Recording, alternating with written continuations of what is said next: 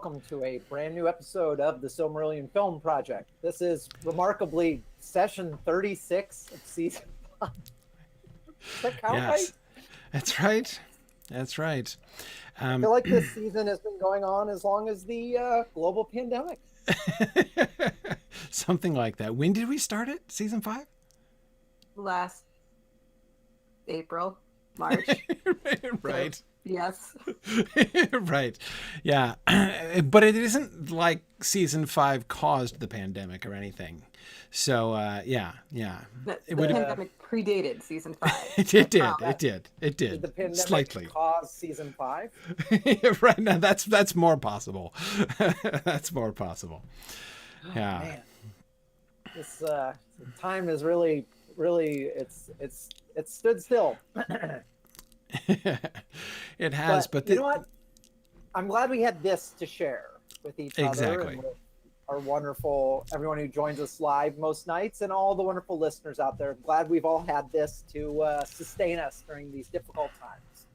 Absolutely. And I've just been kind of reflecting again on how much, not only how much fun this project has been, but how much I've learned during this project. I mean, I can't, because already, obviously, I've been having lots of discussions about the Amazon series, and especially this past week with the release of the image and everything. I've done several, broadcasts and interviews about it and everything. And it's just, people start talking about, like, do you think they're going to, like, make up characters that aren't even in the book at all? And I'm like, of course they're going to make up characters that aren't in the book at all. You can't not do that. Like, it's just, there's so many things that, my perspective has been completely changed on after, actually going through this, this really fun exercise that we've been doing. The better question is, are they going to include characters that we made up? Well, right. That's the real question, right? That's the real question. Now, it's what's going to be really interesting is to see what their eventual long-term plans are, because I'm fully expecting, by the way, that they have like MCU level, like, architectonic plans for spin-off series and everything after these 5 seasons go and everything. And that's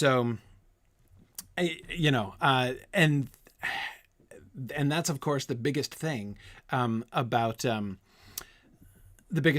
image that they released last week, the one that seems pretty clearly to be an image of Tyrion in the Calcaria and with the trees in the background, is that seemed to me like they were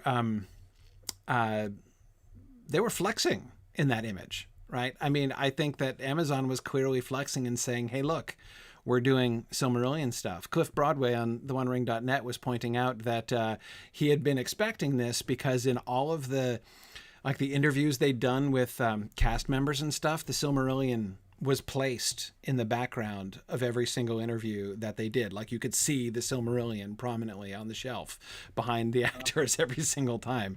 So they have not released any information about what is covered in their new big, huge $500 million deal that they made. But it's clearer and clearer, that they chose that image. Like, we're just going to release for the first image of which they've said they've confirmed is an actual shot. It's not just concept art. Like, it's an actual frame from episode 1 of the series, and that they chose like their first image to release as a Valinorian image with the trees in the background. I mean, they're kind of making things pretty clear there, and that we can expect some more Silmarillion. So what does this mean? Does it mean we're gonna, could we get like the Beren and Luthien, spin-off series, the like 1 or 2 season, 1 to 3 season Beren and Luthiens? Who knows? Like, we could possibly. So I say all this, Dave, in response to what you were just saying. What they've said for season 1 chronologically is not likely to overlap much with what we've done so far, right? But if they spin off, we could come into overlap sooner rather than later, I think, because it seems pretty likely. Yeah. It seems pretty likely that they actually have the license to more than we thought. Yep. But they don't have the license to Bobway. No, exactly. That's going to cost them. Well, okay. I'd part with the Bobway license for, maybe just $5 million instead of 500. I think Bobway can be bought. Jeff, Bobway can be bought. Just saying. Since, of course, we can be fairly sure they're watching. Anyway, yeah, clearly. So we need to forge ahead and continue paving the way as we've been doing now for these many years for the Amazon show. So today is the first. No, it's not the first, because I guess the casting was the first one. But as we continue doing our mixing in our post-production episodes, as we also get towards the end of the season, it's going to be episode 11 next time. Yeah, so we're up to episode 11 out of 13, which we'll be discussing during our next session 2 weeks from tonight. And tonight we're doing pre-production. We're doing visual concepts, photos and concept art, which is really fun. We're doing prop gathering and location spotting, which is always really fun to do. It's really, and again, this is something I've been thinking about more as I've been, looking at pictures from the Amazon series and stuff. It is so, it's interesting how Silm has kind of, in many ways, kind of walked this line, right? So on the one hand, Tolkien in On Fairy Stories talks about, and he's talking about stage drama, obviously not film, but he talks about the difference between just like telling stories and depicting something on stage. And one of the major things that he talks about is that, like, basically it's how limiting, like, and how limiting to the imagination potentially stage productions are. He brings this up in the context of why he doesn't think fairy tales are any good on stage, because fairy tales are all about evoking the imagination, and a visual production limits the imagination. Because as he points out, he said, in a story you can say, on the table there was bread. And that's all you have to say. You just say that there was bread, right? But when you're when you're doing a visual production, you have to choose like an actual incarnate loaf of bread. Like what is it, right? I mean, is it a baguette, right? Is it a brown loaf? Is it matzah? What is it, right? And you have to choose. And once you choose, you've crystallized it, right? And the freedom of the reader to connect whatever they want to that mythic idea of bread is now limited, right, by what you've actually put on the screen. And so in a lot of ways, Silm has been kind of this really interesting boundary exercise there, right? Because on the one hand, we are imagining a visual adaptation. And so there are a lot of times when we've been kind of forcing ourselves to articulate those choices. What kind of things would we do?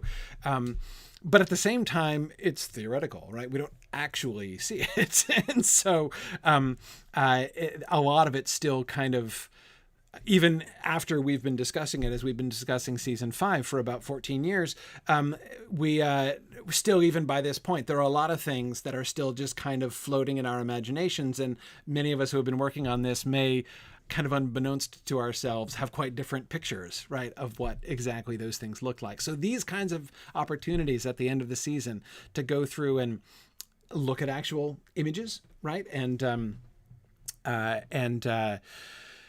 kind of see how that connects or doesn't connect, or to kind of the extent to which these things kind of embody the pictures that we have in our heads. It's always a really fun exercise. So I always really enjoy this. So anyway,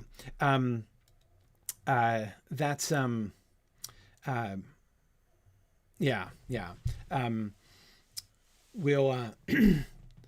we'll see. Okay. Anyway, we should probably actually begin rather than just talking about beginning. If we talk about beginning for too long, then things get kind of dangerous. I love the little stars on the map here. I totally didn't notice that for quite some time there, Marie.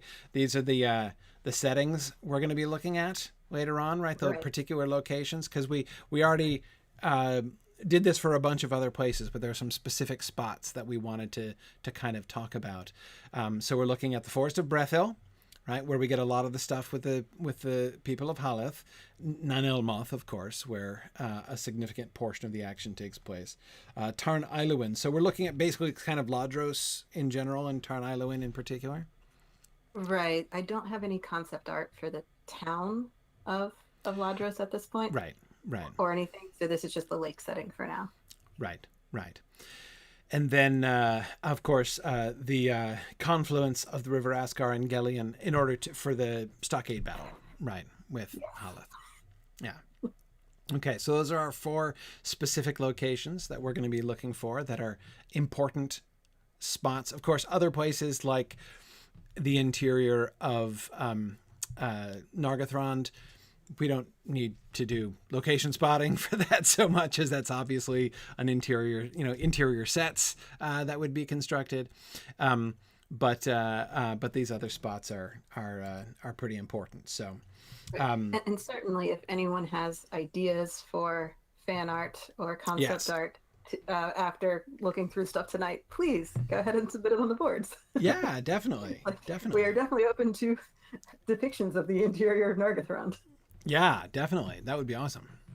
The interior of Nargothrond, I find really. Sorry. Go ahead, Dave. I was just going to say it's remarkable how much of the map the story is spanning this season. Yes, we are stretching over quite a bit of it. It is true. Yeah. I guess there's not much in the way of location spotting for Estolad, as it's mostly a tent city, right? Basically, I mean, are kind of a not necessarily tents, but some artwork or something probably. Right. There's not a photograph of what Estolad would look like, probably. Yeah, we had more of a kind of a cultural concept basically for Estolad rather than okay. Brian says it kind of becomes an issue for episode 11, what the geographic spread of the season. Yeah.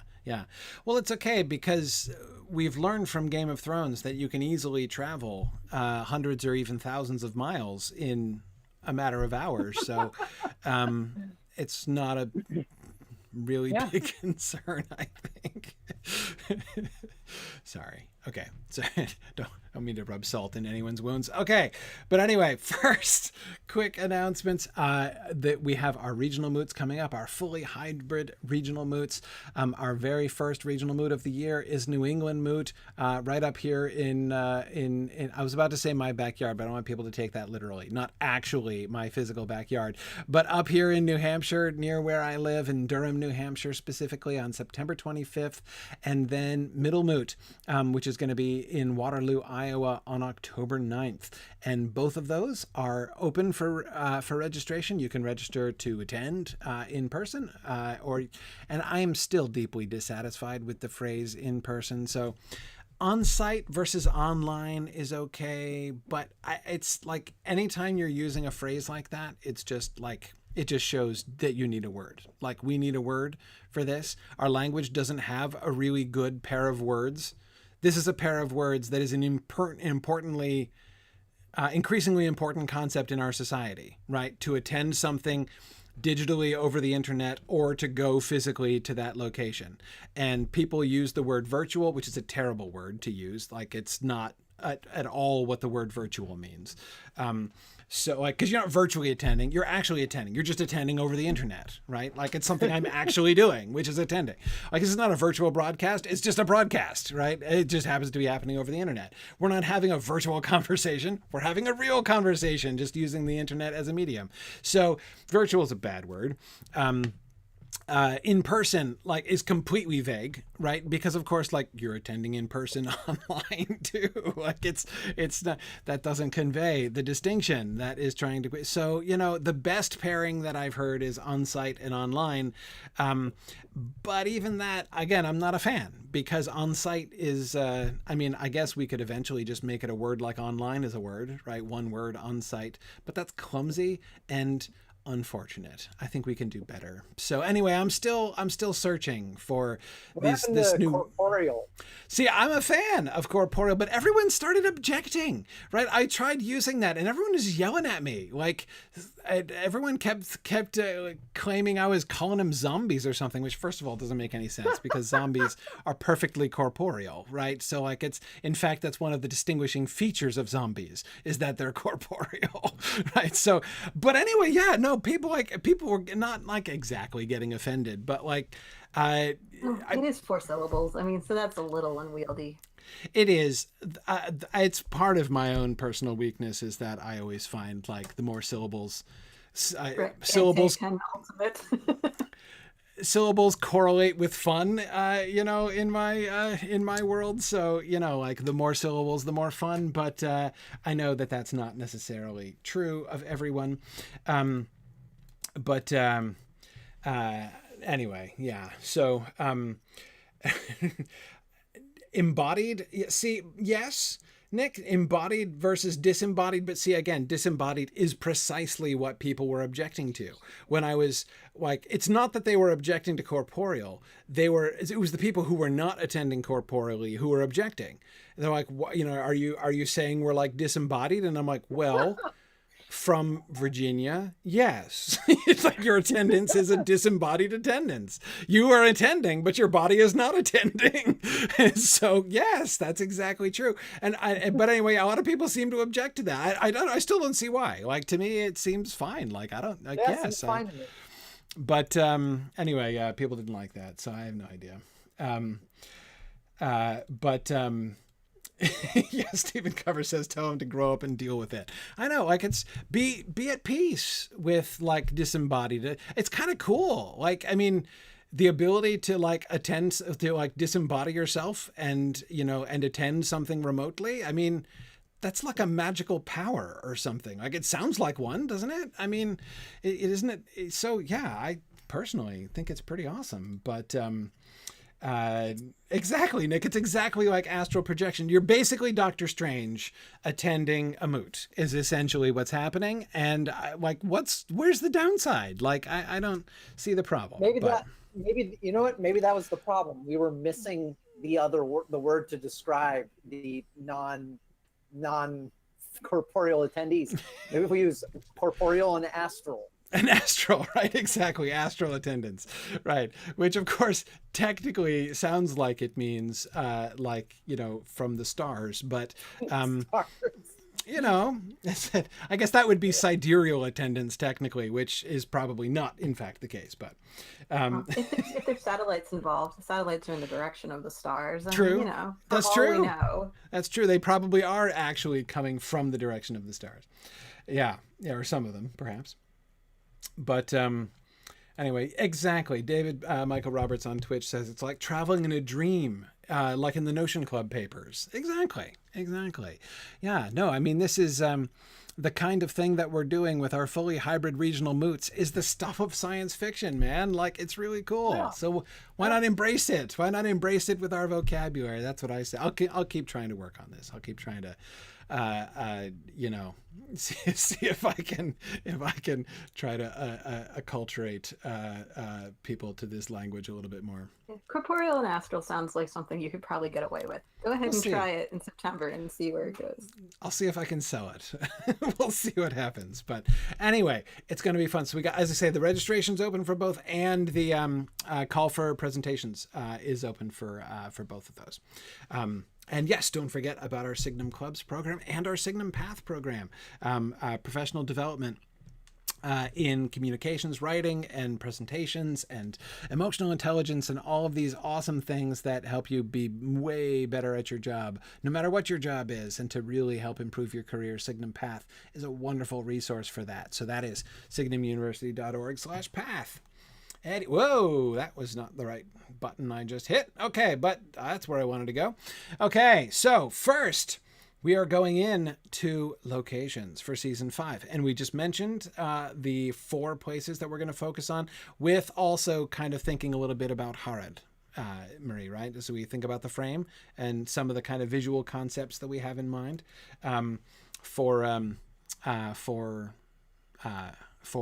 our frame down in Far Harad. Okay, so first, go ahead. Anything you wanted to add there, Marie? Oh, no, just that, yeah, there's not going to be a slide for Harad because I don't have images. It's hard. It was harder to get photos for that. Right. Yes. Okay. So first, the Galleon Ascar confluence. So what we're looking for is a very specific geographic feature, right? We're looking for two rivers coming together at a very sharp point at that junction, right? That's the first criterion. And there needs to be cliffs on both sides so that you can't get to the stockade on top from any but the landward side. So this is the sketch, yeah? Yeah. Okay. Tell us about the sketch. All right, so I did it, and I'm not an artist, so that's the first thing. Also, I did it in pencil, and that does not show up very well on this, so sorry, I tried. But you know what? This is a pretty great sketch. I like it. I think it's a good sketch. If your handwriting were less good, you could try to... The style of the pencil drawing is very like the kinds of sketches that Tolkien did in the margins of his manuscripts and stuff when he came to places. Like, it has that air, doesn't it? I mean, it like that. Yes. You could almost pass it off as like a lost Tolkien marginal sketch. Yes. But the print is too neat. I was momentarily discerning. I'm like, wait, is that it? Oh, no, it's not. But yeah, it totally does. I think it could absolutely I have pass. picture handwriting. I'm used to writing on the board. So. Right. Yeah, exactly. Tolkien had no such scruples. Apparently not. But yeah, so as you pointed out, the idea was to get that conjunction, that confluence of the two rivers, to be a really dramatic but not ridiculous location. So like we didn't want really tall cliffs, but at least tall enough that you couldn't just hop right up the bank. Right. So maybe 20, 30 feet tall would be fine, but they're not supposed to be like 1,000-foot cliffs or anything. Right. Exactly. Yeah. So that's why I put the barn on there to kind of give a little bit of scale so that we wouldn't think it was massive. Right. But it's really hard to find rivers that look like this in the real world. So this was a challenge. Like, it was easy to sketch that. Right. Much harder to location scale it. Right. Yeah. So the Switzerland site that we have here in the black and white picture on the right, the cliffs are about right. Really densely wooded though on top. Obviously, that's right. It can have some trees, right? Some trees would be good. I mean, I see you even put in a little, a few trees down, like sort of by the tip, and that makes sense, right? That they would certainly have clear cut most of it so that they could build their the wall. Yeah, their wall needs trees, right? And they need space to be able to have their their families and their herds and things like that. So they would have clear cut that, and it would be a shame to clear cut that forest over there, but.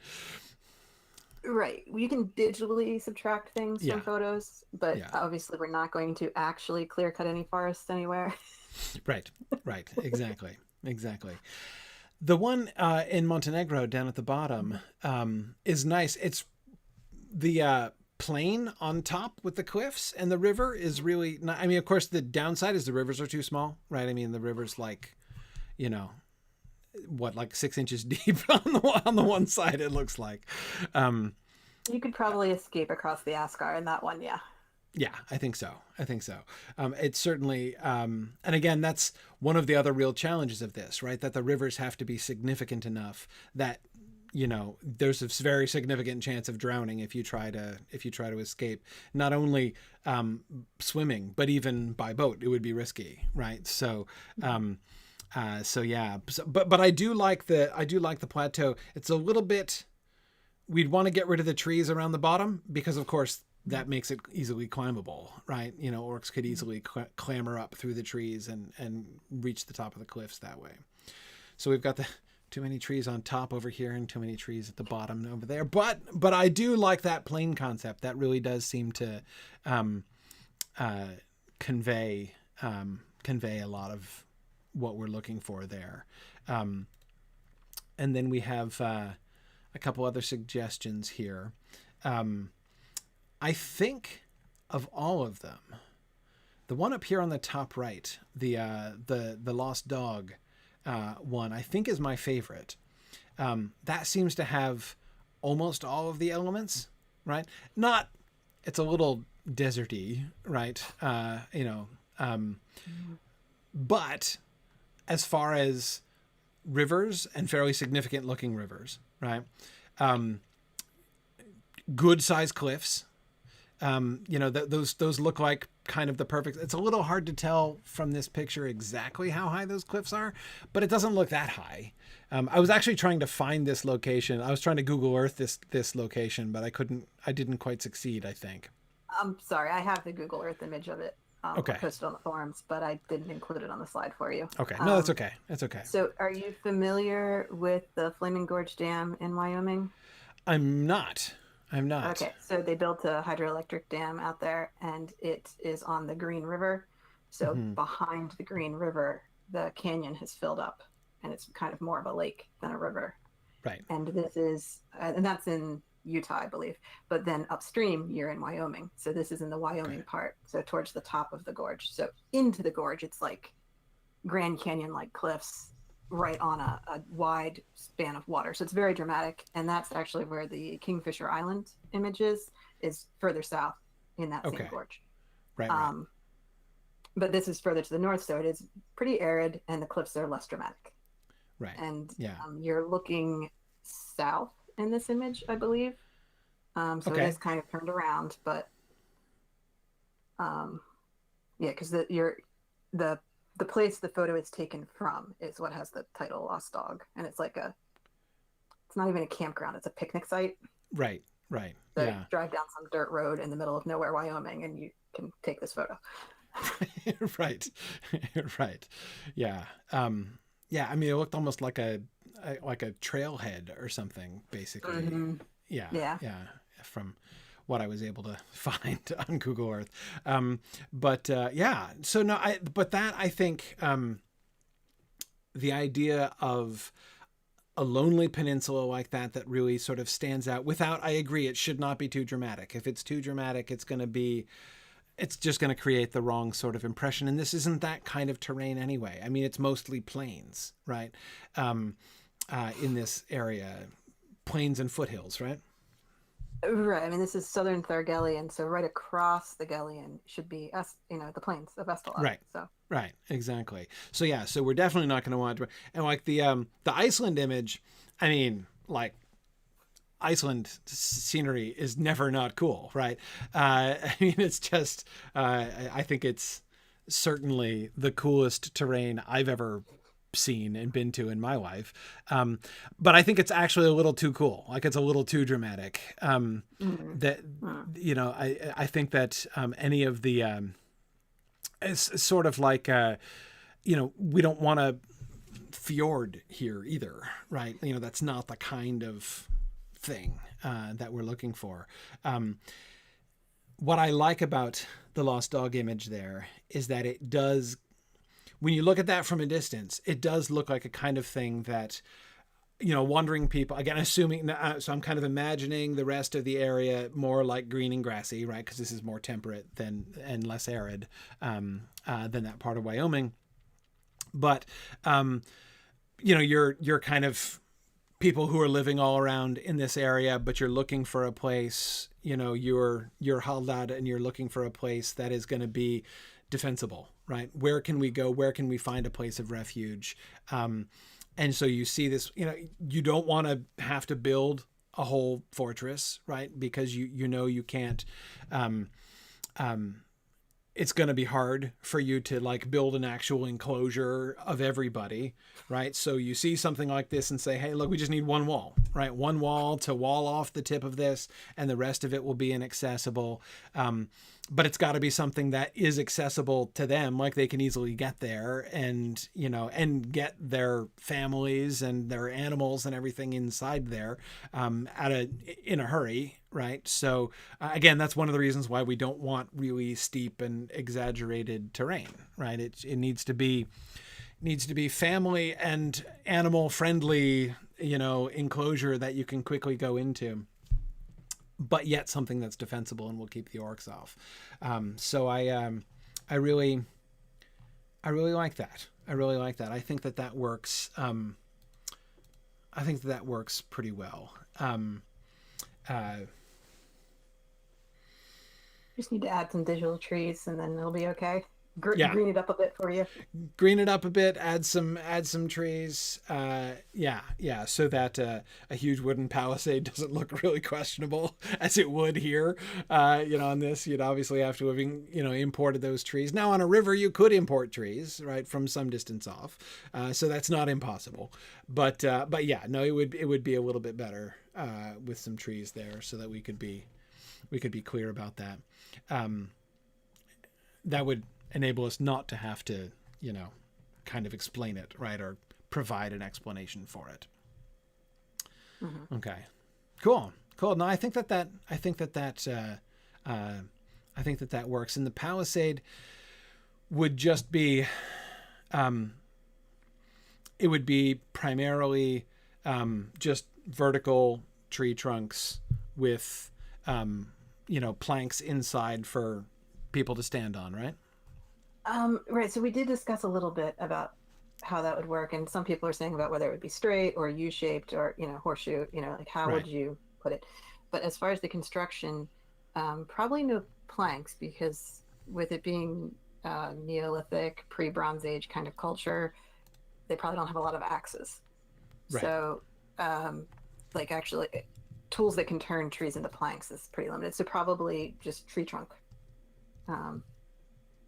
Kind of stuff. And then the idea is that you would be able to climb up onto it. So there would be, whatever the structure is, if it would be deep enough that you could climb up on top and there'd still be a defensible position. Yeah. Because we did definitely want, I remember we had a scene on the walls, right? Fighting actually on the walls. So it's not just the kind of palisade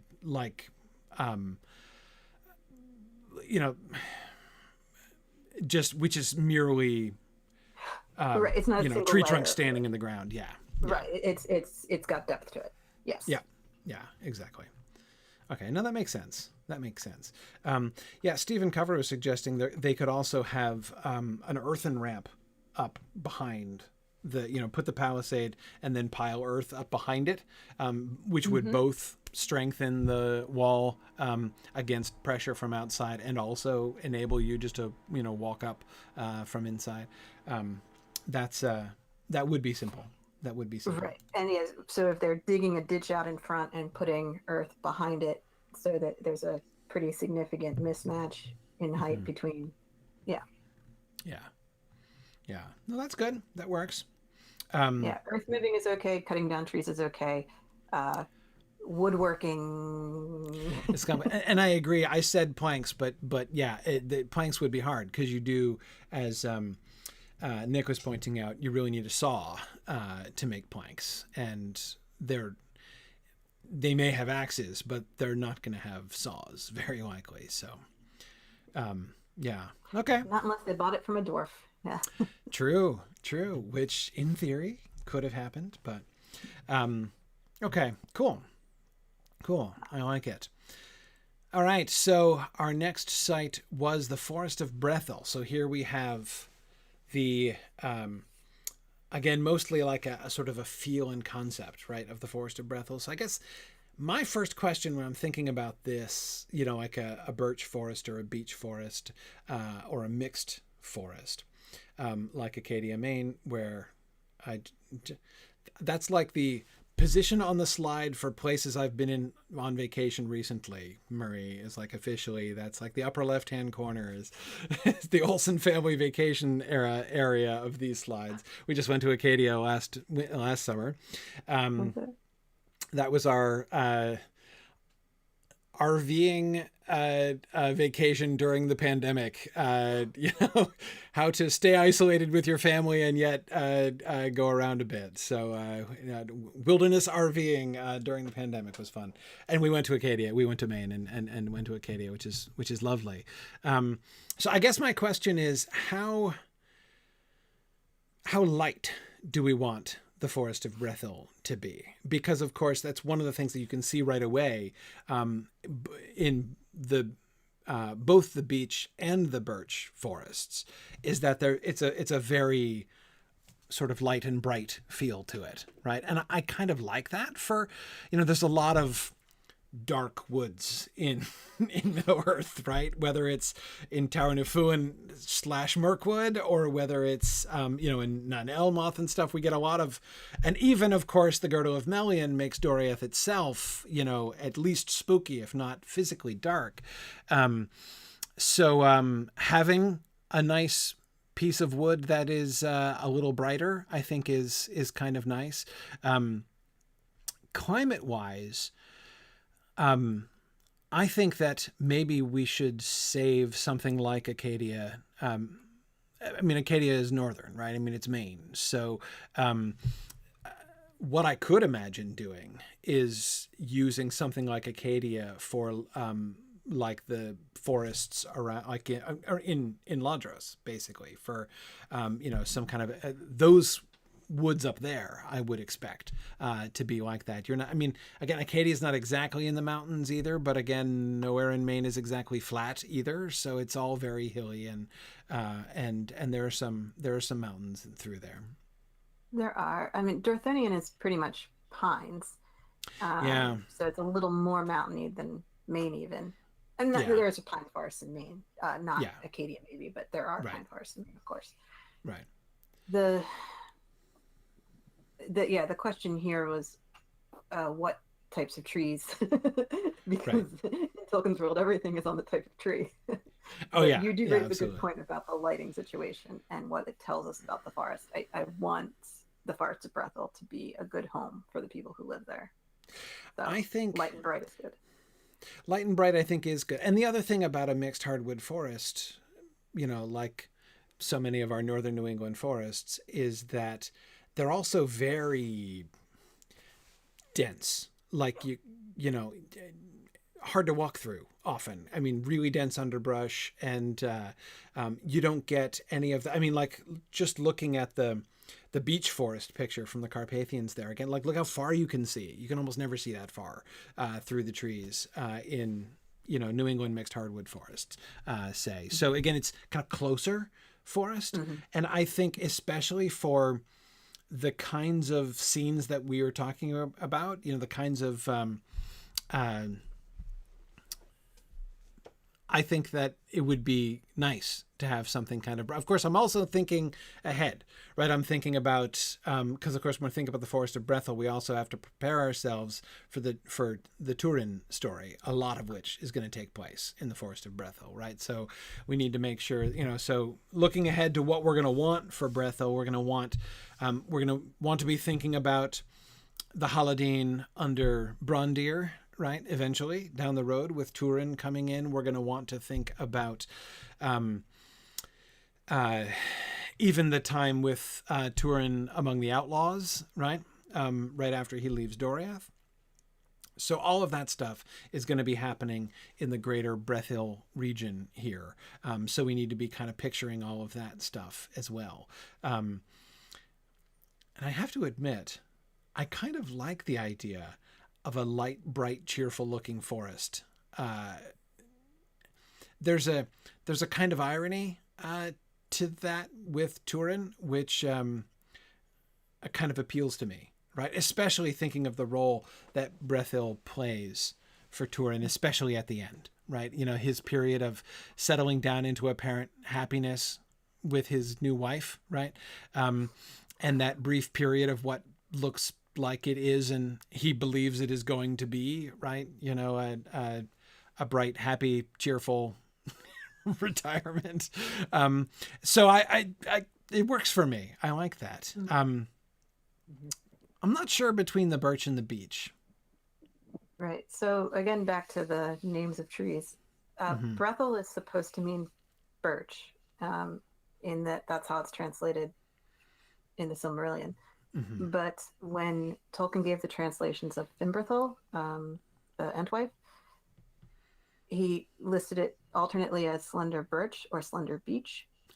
So at least at one point he had considered the word to either mean one and then switch it to the other, or it's a generic word that means birch trees and beech trees, and we just have one name for it.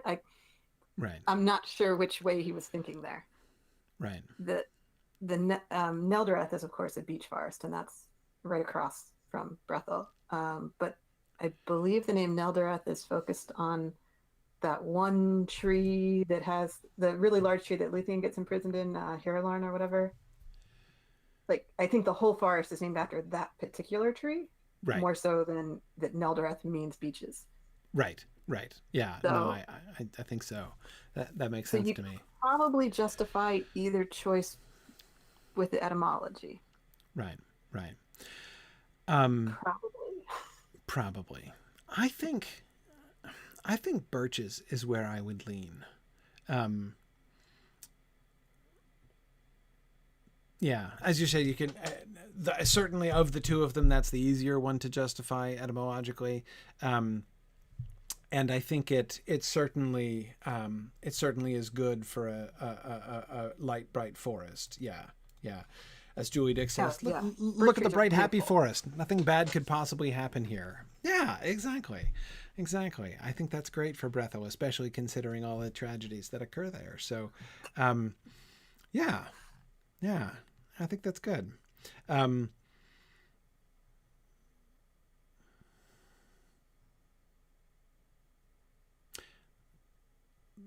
Birch leaves turn yellow in the autumn?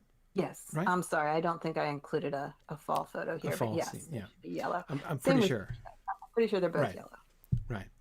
Yeah. But of course, the reason I'm thinking of that, of course, I was pretty sure. Actually, that was true. Turns brown. Does it turn brown?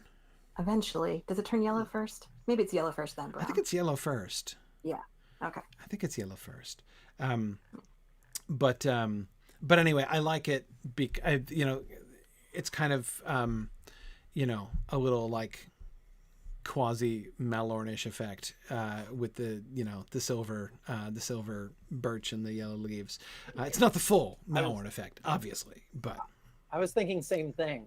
I like the sort of I think it's kind of a nice sort of illusion a little bit.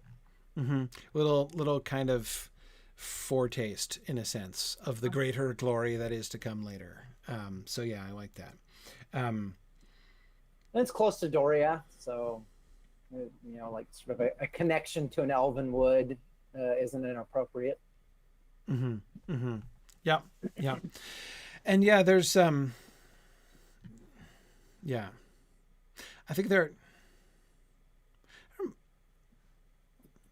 I don't really know much about this at all, but there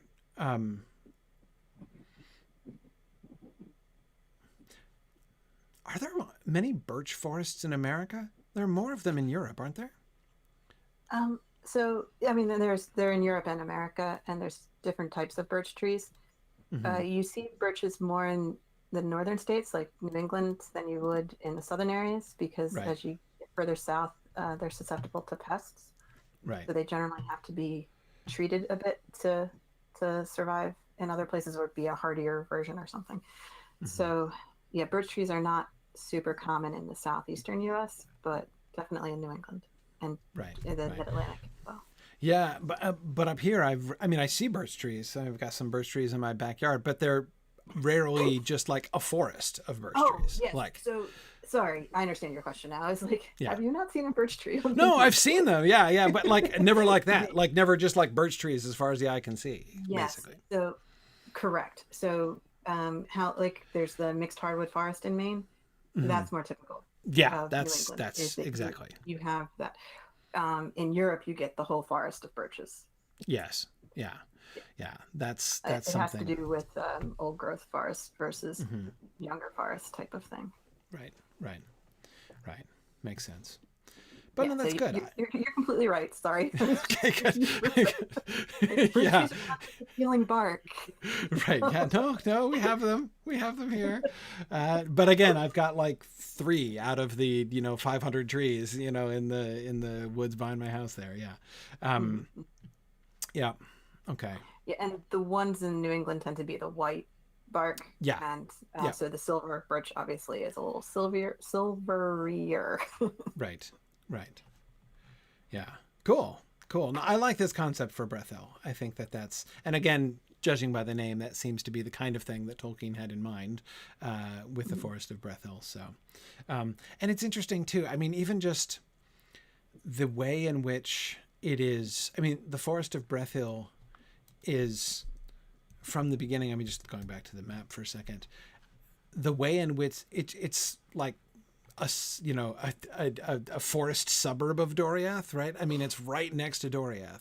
And Doriath, of course, is one of the, especially with the girdle in play, right? I mean, it's like the mysterious elvish place, right? It's like the proto-Lothlorien. It is like crossing the mysterious boundary into fairy. Like there's so much, there's more of that there with Doriath than with, there are other hidden elven places like Gondolin and Nargothrond, but there's not like a magical boundary to those places. It's not like a fairy tale, crossing the boundary in a fairy tale and finding yourself in another realm in quite the same way as with Doriath, right?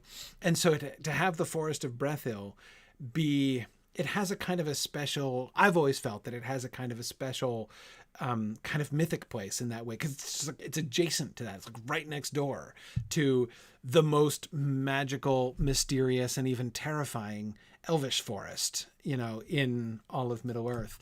And so I think having it be, this kind of bright, cheerful, and refreshing place, I think is really fun. I think that works really well. Cool. Okay. Nan Elmoth. Okay. Trees taller and thicker and darker than in other places. The sun doesn't find its way down to the forest floor. This is the kind of forest we get a little more often in Middle-earth as we, so first of all, Tarn Aeluin and Mirkwood, we know, are functionally identical, right? Indeed, like borrowed the one from the other originally when Tolkien wrote The Hobbit.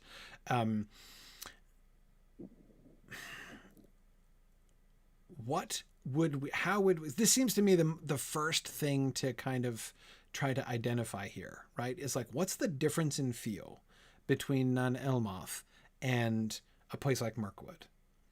Because I feel like Mirkwood, through The Hobbit, I think that, most readers have a sort of a clearer visual picture of Mirkwood, right? And at least, certainly, even if you don't have a visual picture, you have like a conceptual feel for Mirkwood and what it's like, right? This really dense, tangled, can't see very far, completely dark at night because you can't see the stars or moon or anything, right? Sort of creepy, echoey forest. Nan Elmoth.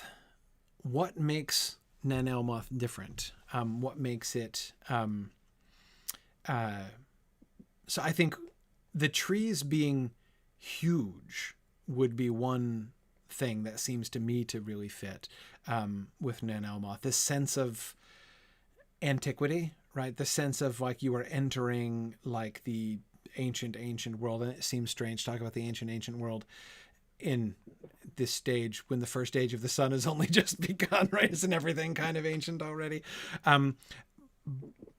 But I mean, that I think seems to me to be part of Eowl's whole shtick, right? From the beginning, when we had Eowl be when we chose Eowl for the primary spokesperson for the Avari who didn't want to go, along with Orome back in season 1, we want to stay here and for things not to change, right? Was kind of his thing from the beginning. And so having a sense of that spirit lingering around Nan Elmoth as well, especially since Nan Elmoth, of course, as we have discussed, is special for two ways. It's been taken over by Eol, but it was originally special as the meeting place of Melian and Thingol, right? And so that already gives it a kind of commemorative sort of feel, right? Like a preservation of memory kind of thing, which Eol kind of takes and sort of twists, right? Essentially, is what we kind of see in his kind of the magic that he does there.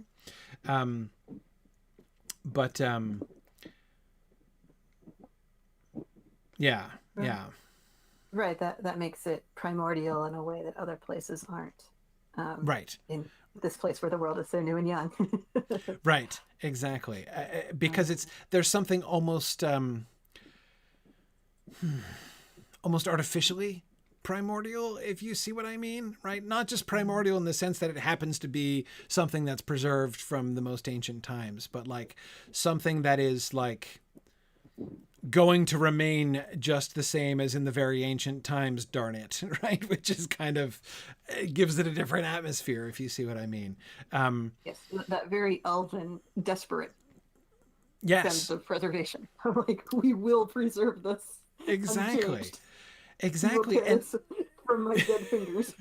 Exactly. And with Eol, it's got a real edge to it, right? I mean, a different edge than like with Galadriel. Galadriel or Elrond's version of that same thing, that we see and are familiar with in the Third Age. But yeah, or what we see Targan building in Gondolin, right? It's there's a different sense. I mean, it's not just that he's trying to preserve something different than they are, right? Turgon is clinging to his memories of Elven Tyrion, and so that's obviously very different in feel and atmosphere and focus than what Eol is clinging to. But yeah. I mean, his is just it's a darker, meaner, more. I don't know what.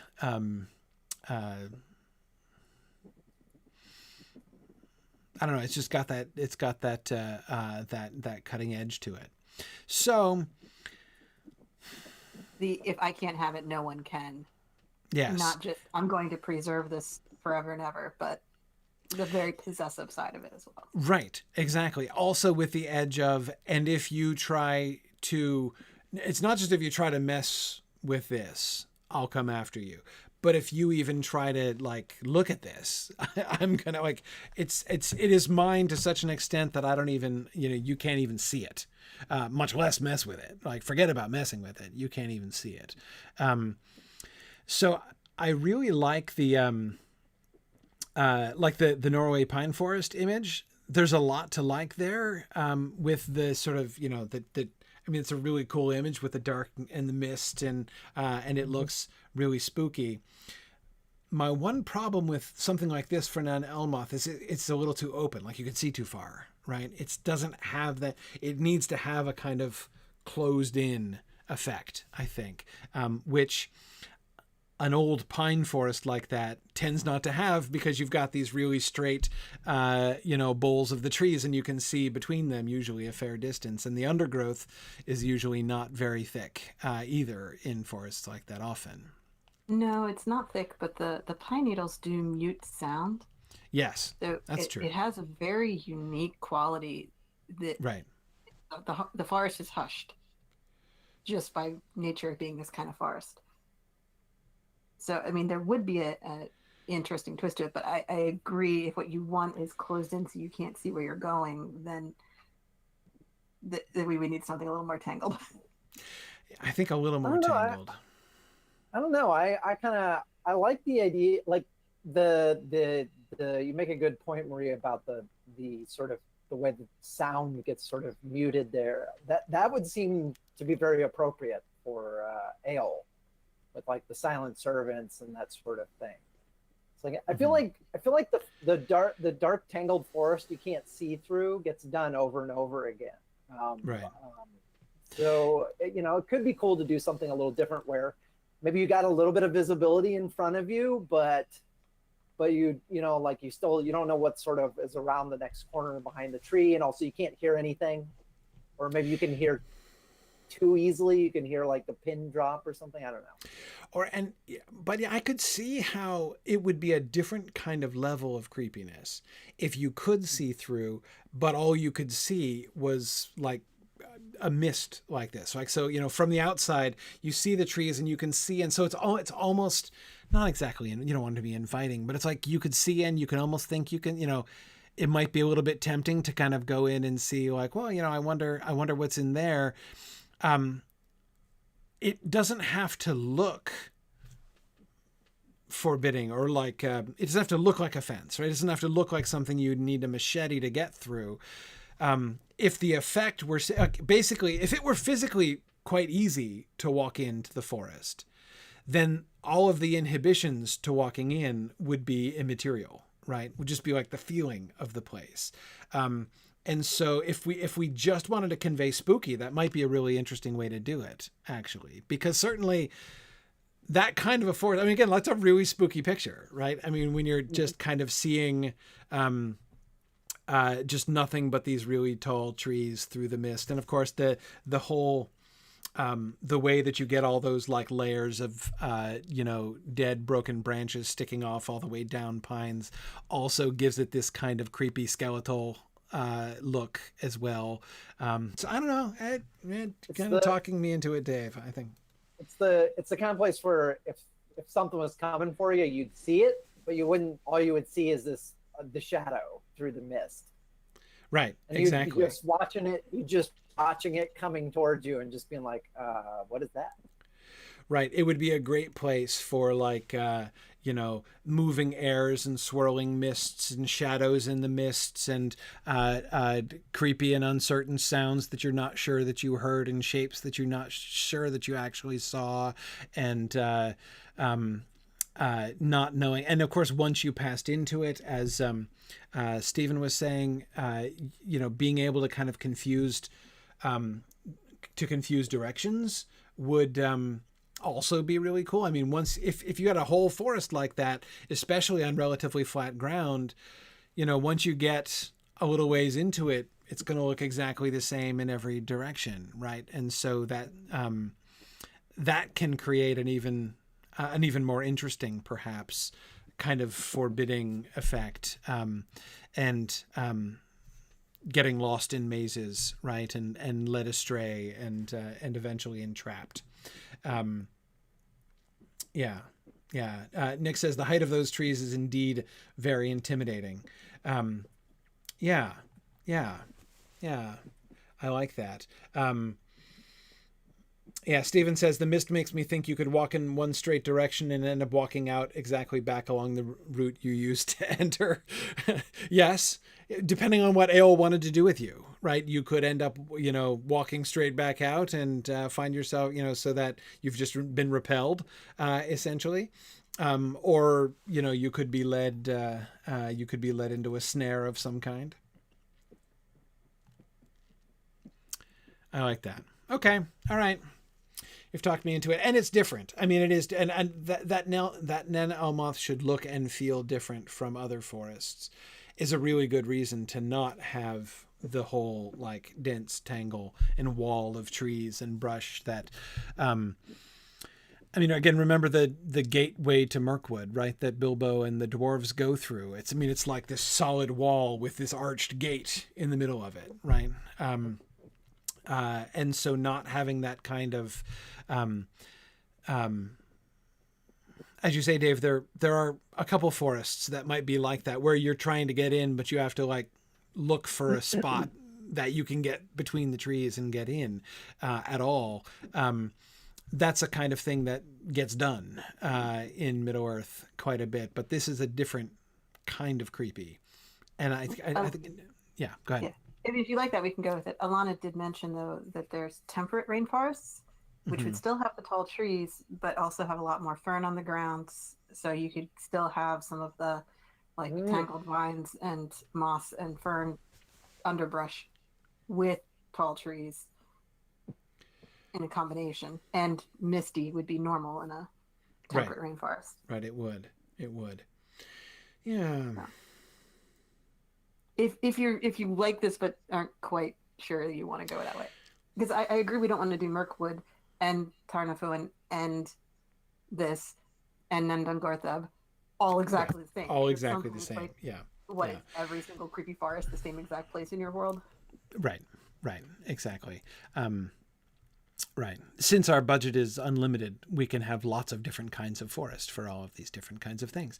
But no, the more I think about it, the more this idea is growing on me. To have it be a forest which is only intimidating, like where the only obstacles are like spiritual, basically, right? You don't want to go into Nan Elmoth, not because it's hard, not because it's difficult. You can just stroll into Nan Elmoth. It might, from a terrain perspective, it might be perfectly inviting to stroll into Nan Elmoth, but it's not about the terrain, right? The difficulty in it is not about the terrain. So, I think the more I think about it, the more I feel like it does convey much more of what we're looking for. I'm imagining, right, the scene at the beginning of the Nan Elmoth episode with of the Estelad episode, right, when we had what's his name, Amlach, vanishing into Nan Elmoth. So imagining, the men riding past the edge of the forest, right, as they're heading down towards Estelad. And, it's the middle of the day and you're looking at this open, pine forest, and to have, it would be interesting to be able to sort of see the difference between like what does not look like your prototypical forbidding forest, right? It does not look like the picture, the pictures of Mirkwood you have in your head. It doesn't look like, it doesn't look anything. It looks like a nice, easy forest, like an obvious place to camp, right? If you just, but yet to make it clear that the men are completely spooked by this, or like totally freaked out about this and don't want to get any closer to that forest than they can. Like the kind of discrepancy there builds, I think, exactly the kind of mystery that we would want there to be about Nan Elmoth. So the more I think about it, the more I like that. Maybe even just like no underbrush at all, just like a nice thick carpet of pine needles, basically, that you could easily walk across. And walking to Nan Elmoth is really easy. Walking out is what's hard, right? And having it just be totally creepy. I like that. I think that this. I think that works. Yeah. Okay. The Stephen Cover was suggesting that the Yakushima forest there on the left really looks like an int house or something, which I agree. It looks fairly intish. I can easily see an int being around in that forest. It's a little too green and wholesome, I think. More Fangorn. A little more Fangorn, yeah. More Fangorn than Nan Elmoth. Yeah. Cool. All right. Tarn Aeluin. Okay, so Tarn Aeluin, and this is again primarily, we don't,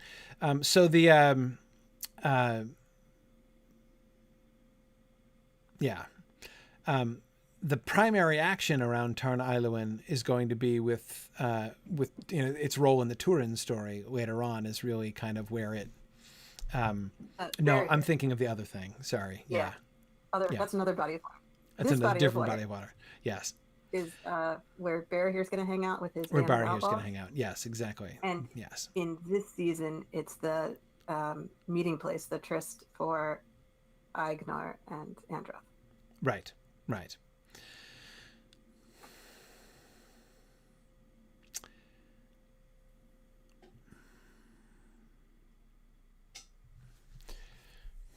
How high are the mountains in Ladros, do we think? We made them very high when we talked about them last time. Okay. We picked the Altai region of Siberia for Dorthonian, and it's quite high. I forget the Okay. elevations, but Okay. So this up here in the top left, which by the way deviates from the Olsen family vacation trend. We've not been to Siberia on family vacation yet, just for the record. But yeah. have you been to any of these places? I have not. Actually, that's not true. I have been to Snowdonia. So I don't know that I've been to those lakes in particular. Yeah, it's just on the wrong side of the slide. Yeah, exactly. Yeah, sorry, Yeah, I didn't know that was just a brief misplacement there. So yeah. Yeah. Well, I mean, that picture on the top left, I think of all of them, I think my favorite lake is the Egypt lake in the bottom left. I find that really striking, especially as that looks more like my mental picture of a tarn, basically, you know, this like high mountain lake, basically. So I really love that picture. But for the setting of, the climactic scene with Andreth and Aignor, it's kind of hard to beat that top left picture, in the Altai region. That's pretty nice, especially with the cold and the snow, right? As she's going to get left in the snow.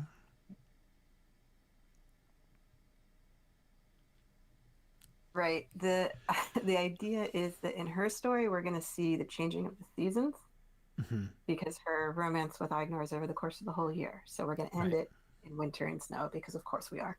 Of course. Yeah. So it is important to consider what these places look like in different seasons. Right. And important to consider the passing of time. I mean, to be reminded of the passing of time being an important motif in their relationship. Right. Exactly. The picture from California is not necessarily meant as that should be the lake. It was suggested because of that description that Tolkien wrote that had the standing stones coming out like bare bones.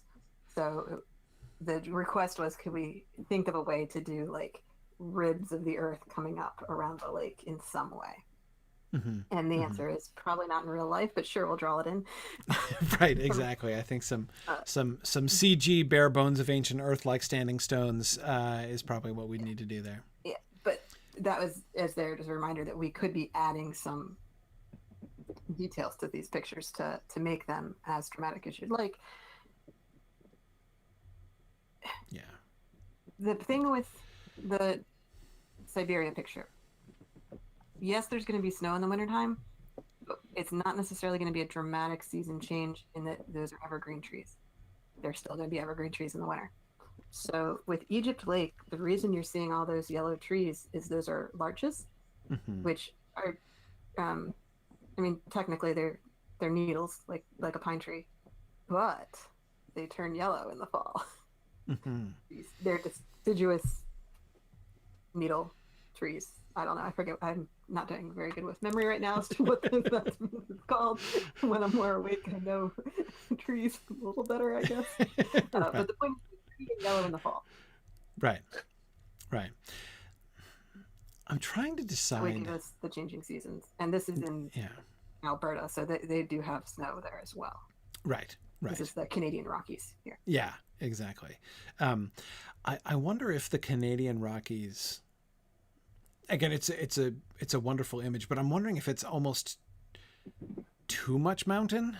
You know what I mean? Like, I don't know. I guess there's a lot of mountain up in. Of Dorthonian. It's the Highlands of Dorthonian. Yeah, but yeah. Well, I don't know if you know what I mean by too much mountain. I do. Because you can be highlands and have rocky terrain without it being like a giant mountain popping up next to you. And a whole enormous range of giant mountains as far as the eye can see, basically. Right. He describes a lonely moor around it and the bare bones of the earth, and it's birch trees again. So I have to imagine that what Tolkien was picturing was probably closer to the whale stuff. Right. Right. Yeah. So I mean, you want a less massive mountain range. Snowdonia is less massive than the Canadian the Rockies. Canadian Rockies, right? Exactly. Yeah, that's. I think that's the other thing that I meant by perhaps too much mountain, too much like the Rockies, right? Too sharp and craggy and. Yes. I think I'd always pictured Dorthonion as more like Scotland or Wales in terms of terrain than like the Rockies, certainly.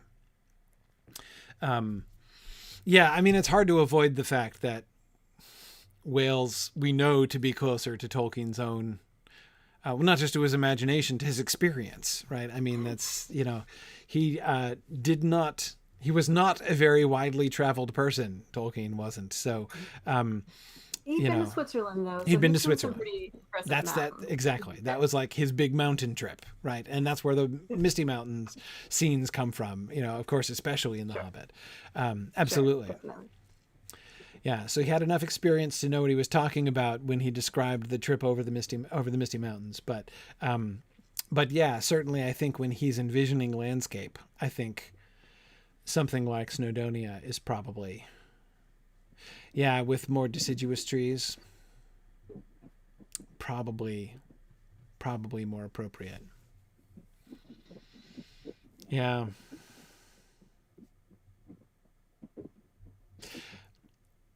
The other thing I was thinking, though, so I think I kind of like the idea of an evergreen tree beneath the snow, because it's not just the human perspective, right? It's also the elf perspective that we're showing. It's the tension between the elf and human perspective, right? So while if they were to be meeting beneath an evergreen tree, right, the seasons will be clearly changing around them. I mean, it will be easy to tell from the terrain, not just the snow, but from the rest of the terrain, the difference between spring and summer and fall and then winter. But the idea of having like the tree that they're next to be like the elf, right? The tree is unchanging, right? And the seasons are changing around it, but it is there. Is kind of a fun way to kind of contain the tension between, his world and her world, where we're kind of seeing both, at the same time. And that's kind of what this episode is, right? The two of their worlds kind of coming together and not entirely mixing. But yeah.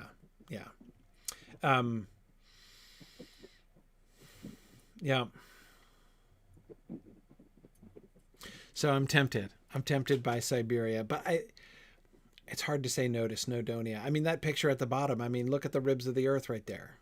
Like you can kind of, there it is. Not quite standing stones, but getting there. A lonely moor around it. Yep. It could work. Brian says, plus Snowdonia just sounds like it belongs in fantasy fiction, which is totally true. Hard to improve on that. And all the photos I've seen of Snowdonia definitely look like they walked off the pages of fantasy fiction. Yeah, definitely. No lie in that name. Definitely. Exactly. Yeah, Nick, that was exactly what I was reaching for before. I think we want older mountains for Dorthonion is what I'm thinking. Like, we've got the newer volcanic mountains up by Angband, but I'm thinking for Dorthonion, I'm thinking of older looking mountains than the Rockies. Okay. Well, much as I am tempted by the this is just a wonderful image. I love, as far as like single images, I love that picture. That picture is really great for Tarn Aeluin for me, but I think Snowdonia is probably safer as an actual location.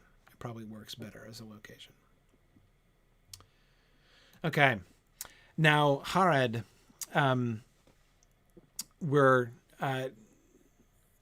so let's talk for a minute about what we picture, because I know it's hard to find images of exactly what we're looking for here. But what we're wanting is the picture that I've had, and, Nick, you can tell me if you think that this is correct. I know Nick is here with us too. River valley, right? So I'm thinking like fertile river valley with more arid, with the lands like further around it, more air. So it looks like this,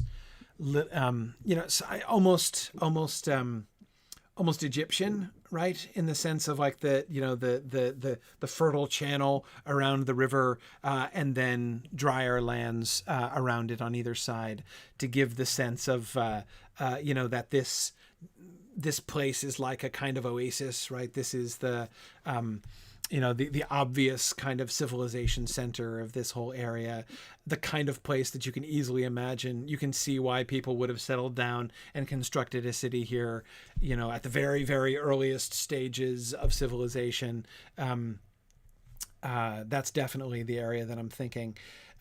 We wanted this to be on the coast, but we also, didn't we want a kind of a cliff? We had a sort of a split level effect, right? We had the the lower town, and then we had the higher up part. Yes. So there's the river coming down to the sea, and the palace is on a high point, and the temple is across the city from it. So you can have shots looking from the palace to the temple, or from the temple to the palace. Right. So we have a kind of opposition there. Yeah. Yeah. Yeah, so right. 2 levels for sure.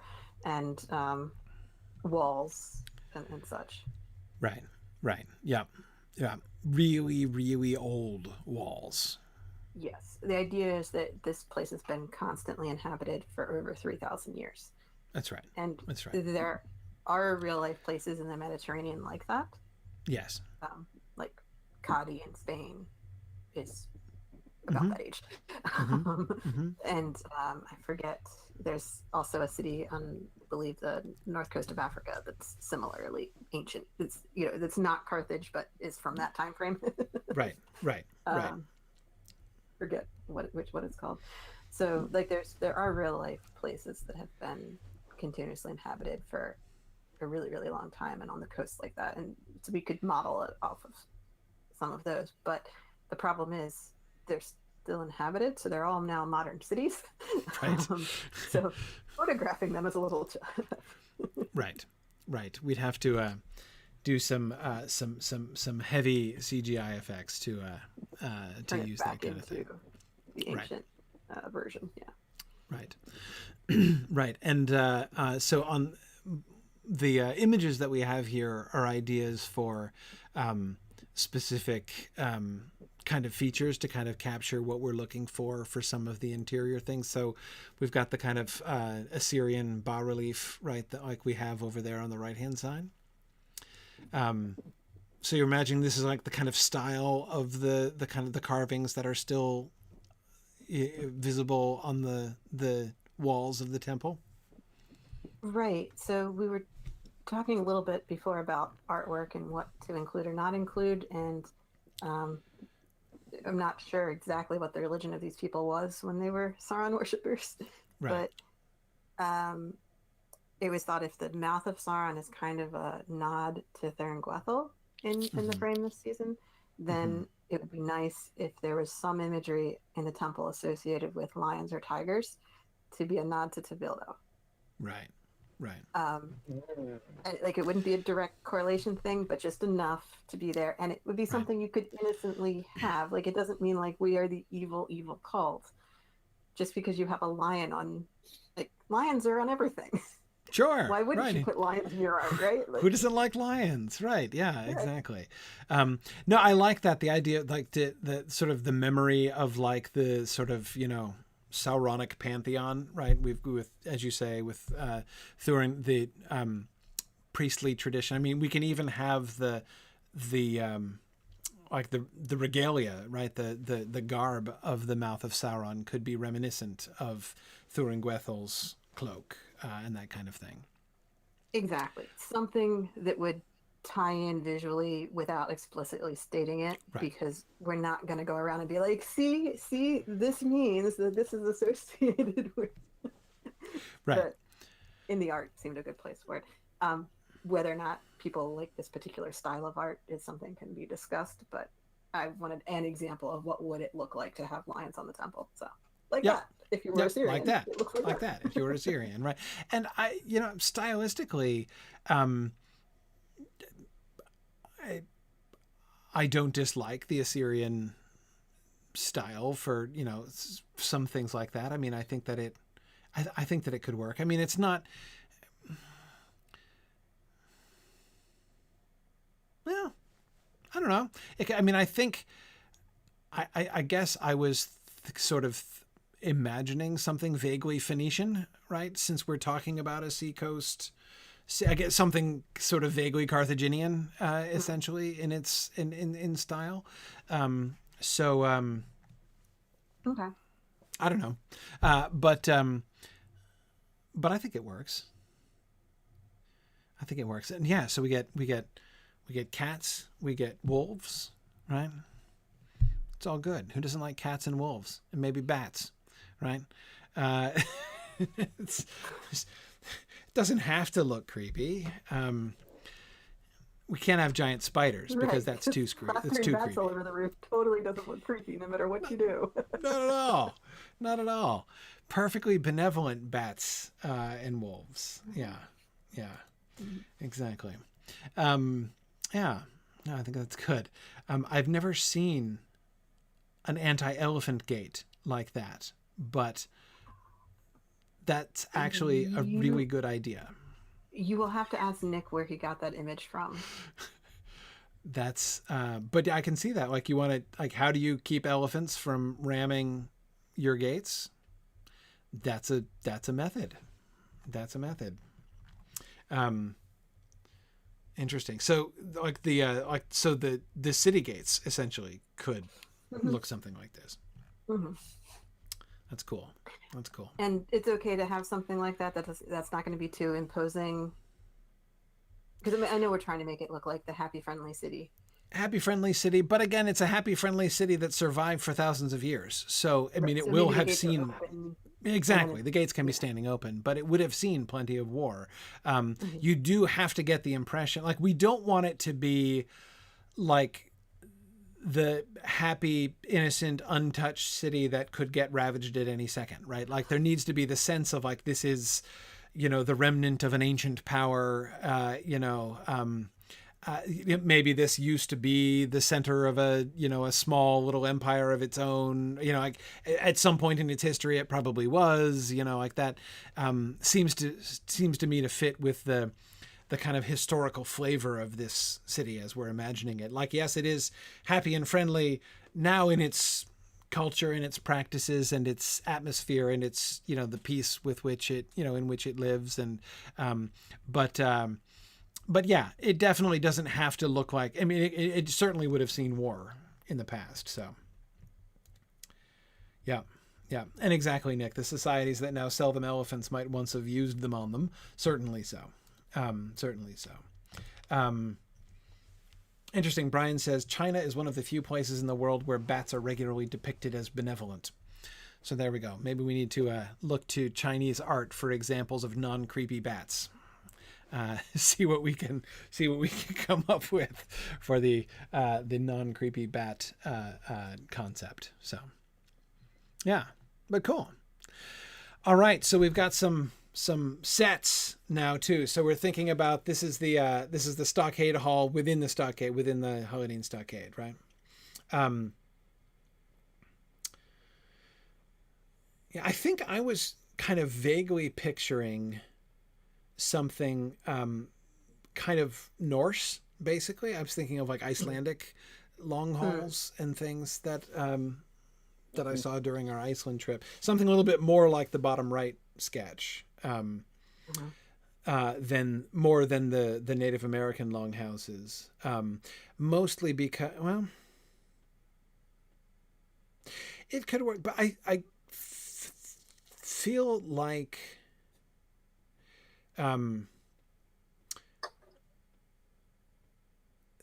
the sense that we want, the reason I feel a little bit resistant to something more more hide based, right? Like a more hide based house, is that visually seems to convey.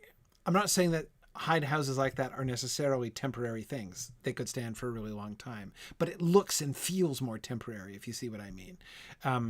Whereas something like made from logs looks, because the sense that I would want to have here is that these people are putting down roots, right? That's kind of what's happening here. Like they've come to this. I mean, this is the story of their entry into Beleriand and them carving out a place for themselves, and then them being driven out of it by the orcs, right? But there needs to be a. I think that when the orcs are coming in and attacking, there needs to be this sense of, we have to fight for what we have built. Like, this land is ours now, and we've put down these roots, and we've built this settlement, and we're going to fight to defend it. And log structures seem to me to visually kind of convey that more, if you see what I mean by that. I don't know if that's something that makes sense, but yeah, I believe that at least one of those is bark, not hide. Yeah. That's the top left one is bark, isn't it? I believe so. Yeah. Yes. Yeah. No, I was pretty sure. I was looking at the bottom left one when I was talking, because I think that's hide, but I'm not sure. Maybe that's bark too, but I honestly don't know the origin of that photo. Yeah. Nick, yeah. The lower left is bark too, Nick. Okay. But still, I want, like, again, you want a sense of solidness is what I want, is what I'm looking for. Bark, right. Bark is also not a long-lasting material, so it would have to be replaced. Exactly. And the others, they're thatched, that needs to be replaced too, but that doesn't make it feel temporary. That just is maintenance you have to do. Right. Yeah. No, I agree. Thatch, thatch I could definitely live with. For roofing materials, but yeah, no,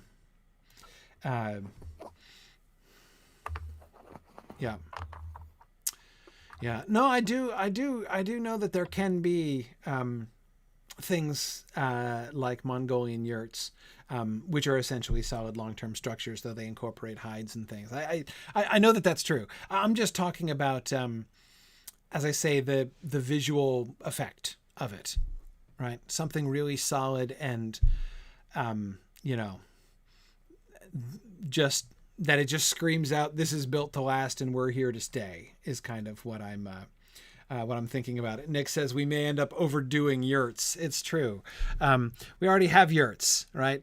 We've already had splendidly painted elvish yurts, which is kind of awesome, and I still really love that idea. But yeah. Anyway, okay, but I think I love the idea of a longhouse, though, like that, like one big hall that looks Norse, but it doesn't have to look like a fancy mead hall or something like that. Something rougher. Clearly more sort of basic. Yeah. Okay. So this would be the main feature inside the stockade, right? There would be this, and then there would be just sort of smaller structures and things inside the wall. Right. There's a house for Haleth and individual home, and then this giant hall, and there could be other structures for storage, for materials, for right, etc. What you're supposed to be storing in all those places, I don't know, because by the time we see it during the stockade battle, they've exhausted their supplies and they're not storing anything. They've got mostly empty storehouses by that time. Yeah. Yes. Yeah, exactly. It's not like they have a whole flock of like goats penned up inside the stockade. Right. No. When they're starting. Just a lonely pen where the goats used to be. Yes, exactly. Yeah. Okay, so, cool. But they presumably would have had those things, yeah. Right. Cool. Okay, so we're looking at props for the House of Haleth. I have to say that spearhead is almost exactly what I was picturing. I think that's perfect. Oh, great. So the source of that is that we were discussing what it should look like. And we had talked earlier about it being bronze, a bronze spearhead. And so Adola went and looked at various real life extant spears from bronze spears, and she found some from the Urnfeld culture and took one and then made a 3D model of it. So that 3D model based on an existing bronze spearhead. Very cool. Very cool. So I like it. So because it's a 3D model, you can turn it and look at it from any direction. And neat. One detail I would like to point out, I know it's very tiny and hard to see, but towards the base of the spear, there's some decoration, including what looks like some dots around the top of that decoration. Right. 4 of them around it. And so she did phases of the moon with that. And the idea was that men get to have the sun, and elves get to be associated with stars. So why not associate dwarves with the moon? Based on, like, they had the moon letters and Ithilden and all that. They seem to be into the moon. So that would indicate that this bronze spearhead was made by a dwarf. Yeah, cool. Just in a cool little way. I like that. So yeah, I thought that was really cool that she did all that. So yeah, that's really neat. I love it. I love it. The thing that I love about this, and the reason I think I'd been picturing like a slender bladed spear like this instead of something like a broad bladed spear or something, is this would look really awesome as a scepter. Like once it gets broken, right? It would be a really effective weapon with a long shaft, but once it breaks, it will still look really cool when she's using it basically as a scepter. Whereas a broader spearhead would end up looking really weird, right? When she's just carrying it like that. So, yeah, cool. Awesome. Nick says you can actually buy a plastic or bronze finished steel model of this spearhead. That's awesome. Well, yeah, that's the thing. She designed it as a 3D print model. So if you know anyone with a 3D printer, you can. Yeah, that's pretty cool. That's pretty cool.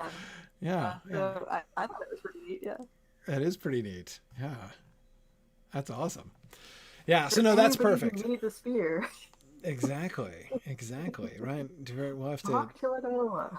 Yeah. Future live prop there. Cool. And so the quern there we're thinking about obviously we're thinking about the grinding scene, right, in the Andreth episode. Yes, exactly. And there's a couple different styles of quern, so I'm not sure it has to be this exact one or anything, but the idea is it would be something that is definitely not at the rotary level yet. Because to get a round millstone like that, you need metal tools to make it. So this would be a hand just back and forth, or possibly a circular motion, but by hand. Right. Where you're holding the large rock. So this particular one is from Ireland, but obviously there's lots of examples from all over the world of stuff that looks like this. Lots of people grinding grain with stones in lots of places. Yeah. Yes. But no, that's great. That really helps me to kind of picture that scene a little bit more. Now tell me about the pottery up top and sure. What made you guys think of that? So to make pottery with a pottery wheel, you again need to be slightly more advanced, like Bronze Age or further, to get the pottery wheel. So prior to that, what people did was just the coil method, and then you smooth the edges. So you see pottery that's not quite as like true, right? Where it's not as perfectly even as it would be if you work it on a wheel. Right. And so that's what these two cultures are, Bronze Age cultures, and that's how they made it. These are both coil pottery, and I believe it was Halstein who suggested I'm going to get the name wrong. Was it Cucuteni Tripilia? That's the two names of the two cities that are typical of this culture. Okay. I think it's in the Ukraine, maybe somewhere in that side of the world, and they obviously have a really unique decorating style. So their pottery stands out. Like you see that, you're like, it's those guys. Right. The beaker culture one is obviously decorated differently. It's more of it just carved stuff into clay, so it has a pattern to it, less with the dye. So I didn't know if we had a preference on which one, but either one would be technologically appropriate to the Haleth. Right. Yeah, I would tend to think more like the Welsh one. In particular, I think just because like the other one is a little flamboyant in its decoration, like it's harder for me to, because I would think that the Haleth would be fairly subdued in their decorations, right? I wouldn't imagine. I don't know. I mean, but that's my first thought. When you have to make everything by hand, I'm making it anyway. Might as well make it unique. Like most cultures did get to the point of saying, "I'm going to decorate this thing." Right. Yeah. No. I'm not saying undecorated entirely. I'm just, but it's a little harder for me to see them taking time making dyes. Is what I think what I'm mostly saying. Like, yes, I can see them carving. Okay. But that's also the other thing I think that's informing my imagination in this is I'm thinking specifically about the episode when Andreth goes from gorgeous, Noldorin, Nargothrond to, Brethil, and that things are going to be, or something going to look to her plainer. But one of the ways in which I think that we can is colors, right? I mean, Andreth's own clothes should be, she would stand out by the color of her garments as much as by almost anything else, right? Compared to everybody else who would be wearing mostly undyed, furs and undyed cloth. It seems to me. So anyway, I'm imagining get simpler like brown pottery and brown pottery and wooden stuff and stone things and undyed furs and earth tone. Exactly. Okay. Very, very, very, very earth tone seems to me so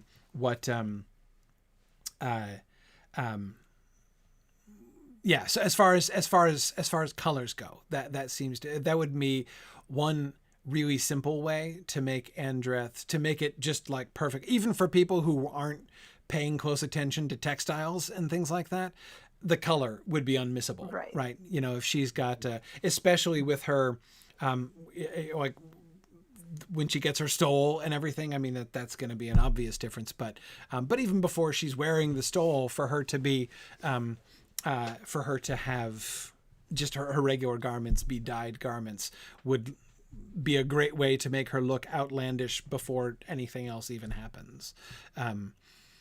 So that would be a pretty easy, a pretty easy contrast to make, I think. Or we could have they could have dyes, but maybe only some, right? Like they're like one or just like a few colors it depends on what resources they have.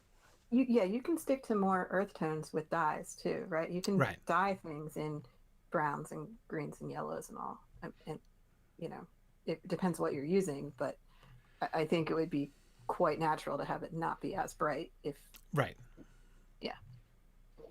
They just wouldn't have access to the same scope of materials that, the elves of Nargothrond would, who can go down to the sea and get stuff from Círdan, and everything. Mm-hmm. So, yeah. Okay, cool. I think that's good. And now we've got the House of Bëor stuff. We've got the Ring of Bari here and the stole. That's the stole. That's the stole from Mythmoot, isn't it? Didn't we have that stole at Mythmoot? Yeah. We did indeed, because I wanted to have a prop for Edain. I thought so. To give to Andrew. Make the stole. That's right. The idea was to base the color scheme on the sigil of the House of Bëor. Right. Heraldry that Tolkien drew, and so the symbols on it are kind of modeled on that, but not the same, because this is supposed to be pre them having a banner. Right. Yeah. Also, it was, of course, limited by the colors of linen that were available at my local store, rather than anything that I was going to like personally dye to exactly match Right. what Right. he had going on in that. So, it's not perfect, but you had talked about having a stole of leadership for some time, and I realized there's different styles of stoles, but I liked the pallium, just because I feel it's a pretty unique design that, well, I was hoping to make it look non-religious, but I mean, I did exactly say, okay, so I'll take the stole that the Pope wears and then design it based on that. That'll totally look non-religious. Yeah, that's pretty much how you do it, right? Yeah. Right. So my design process may have been off, but that's what I was going for. Obviously, you could change some of the color scheme or the design in various ways. I just wanted to have an example. So that was the one from Mythic. Yeah. Yeah, no, I think, I mean, a stole is a really interesting kind of thing anyway. I mean, like, as a garment, a stole is, I've always found stoles kind of curious. In that, I mean, it's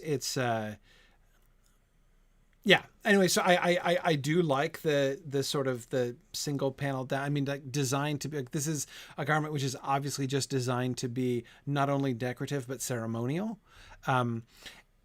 to be highly visible, right? Because, like, it's supposed to differentiate you. I mean, it is it is to mark you out of the crowd, right?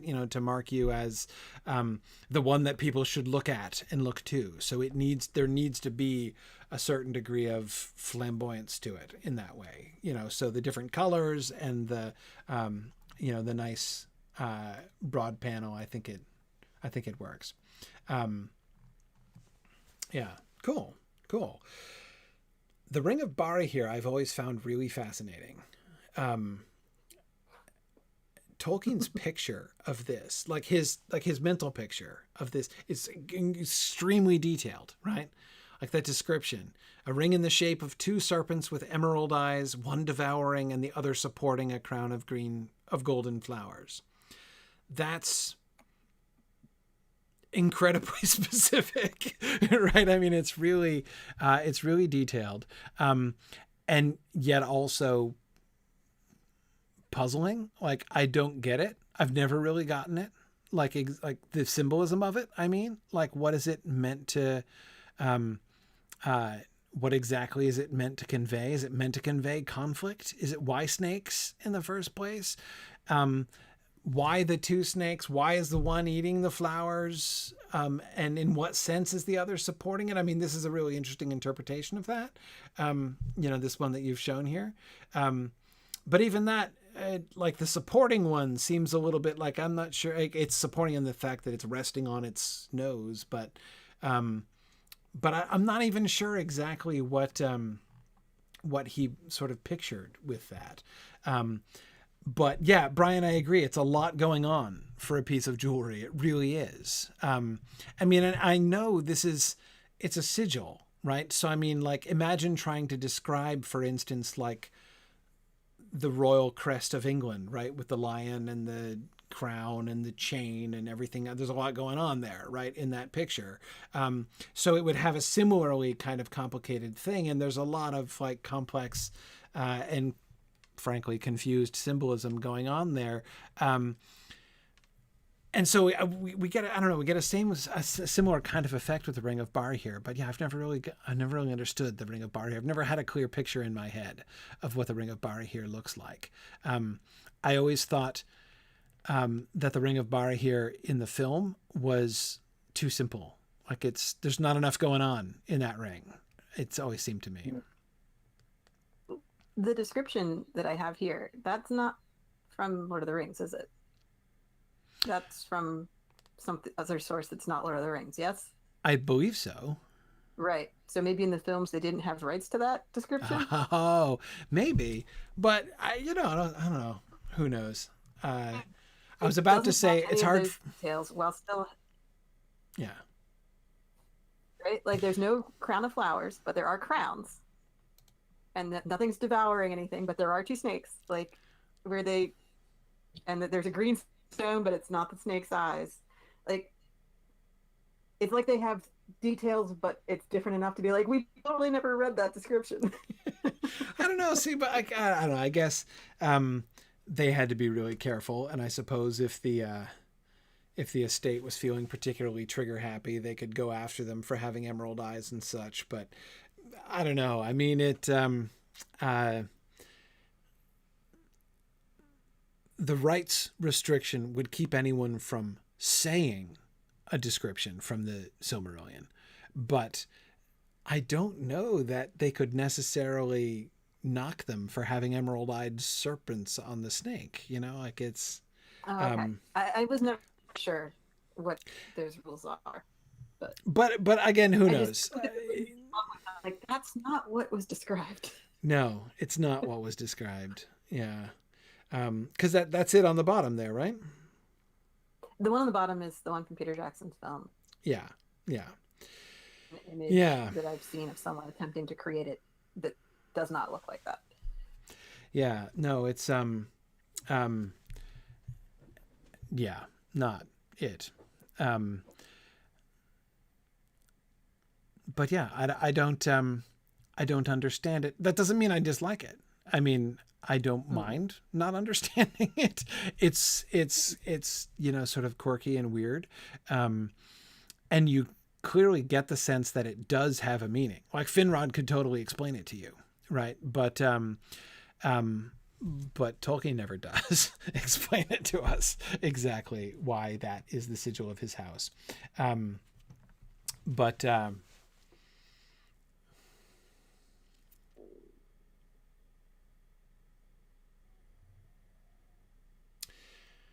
One thing I dislike about the top ring, which is lovely. I think it's better than almost any other depiction of the Ring of Bari here that I've seen. But I don't like how the bodies of the serpents become the ring itself. Why is that? I don't know why. You want to see more entwining and twisting and stuff? More entwining is what I want. Yeah, I do. Yeah. I do. It is pretty. It's pretty simple. It's also. It's like a single snake. It's a two-headed snake, not entwined snakes. It's a little simple. Yeah, that's the other thing that I think that I dislike about it. That sense of the one single snake with the two heads. It's trying to, I mean, I feel like what they were going for when they were making that ring was to simplify, like to make it like cleaner and kind of easier to follow. But again, again, just to go back again to that phrase that Brian was using in the description, there's a lot going on. And so I feel like there really needs to, like, the ring should not look clean and simple. It should look intertwined and complicated. I kind of feel like it should be a piece of jewelry, which when you just glance at it, you don't even know what it is. You know, you have to kind of stare at it. You're like, okay, what? Oh, wait, snakes. Those are snakes. Okay, right. All right, those are snakes. And what is that thing? Is that? Oh, it's a crown. Like, why is it eating the crown? I don't know. Like that. You know, that I feel like that's should be the experience of seeing it. It should be complicated. But yeah. Yeah. And Bree, you're right. I'm sure they probably did not deliberately not look at the Silmarillion too much just to save themselves from temptation when they were doing the Lord of the Rings films. That's probably true. Yeah. Wouldn't they also want to look at it to know what to avoid? Just so as not to accidentally allude to it. Yeah. I mean, I don't know. I mean, I think you kind of go both ways there, right? Like, don't circulate the Silmarillion among everybody, but have some people who know it well and are paying attention to that kind of thing. You know, like Tom Shippey and such. But true, good point. Would have called them out. Right, exactly. You know, he was looking over that kind of thing, but yeah, I don't know.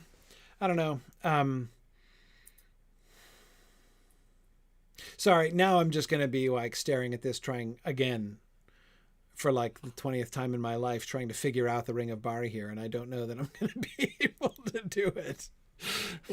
because there's not any the orientation of any of the parts of this. Like, yes, there's that crown of flowers, but like in that one, the crown is a circle.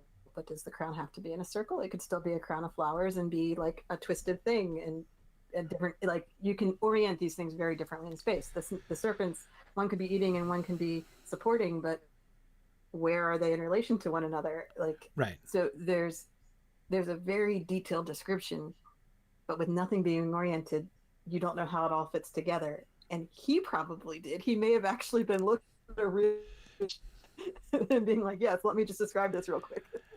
I can't see. This is the kind of thing I'm actually really surprised, because I don't think there exists any sketch that he made of this, and that kind of surprises me, actually.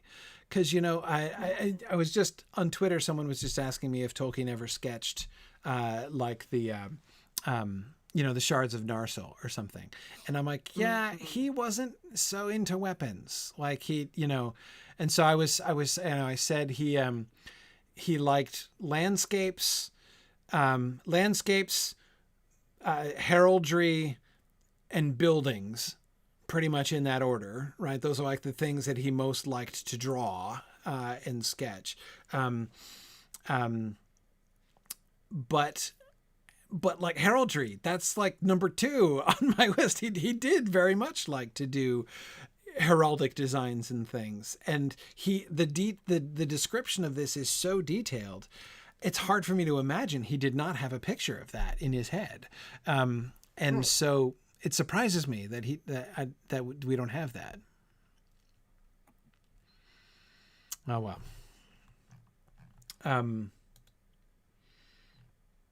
Yeah. Anyway, it would be easier to depict as heraldry than as a 3D object. Brian, I agree. Mm-hmm. Yeah, that's true. Yeah. Okay. And then the Dragon-helm is our last one, right? I think so. Okay. Oh, no, we got some other props. Let's just look at these briefly. This is just sort of some of the to kind of illustrate some of the technology level that we're talking about. Right, and to draw attention to the fact that elves might not have some of these things because they're kind of anti-technology in certain ways. It's not that they have nothing, but some things that men have, the elves would just not do. Right, as we've talked about before, like, you know, time-saving and labor-saving devices are one of the things that's driven technology for a long time, right? And elves don't have either one of those drives, right? They don't want to save labor, and they don't want to do things faster. So yeah, there would be a lot of things that they wouldn't be doing, but yeah, that's cool. So they still do all the stuff, just more by hand. Right. Exactly. With this kind of tool. Exactly. Right. Cool. Okay. Let's talk about the Dragon-helm, and then I think we're good. A Dragon-helm is tough. It's really tough. The one thing that is most obvious and unavoidable, even though Alan Lee attempts to avoid it, is the mask.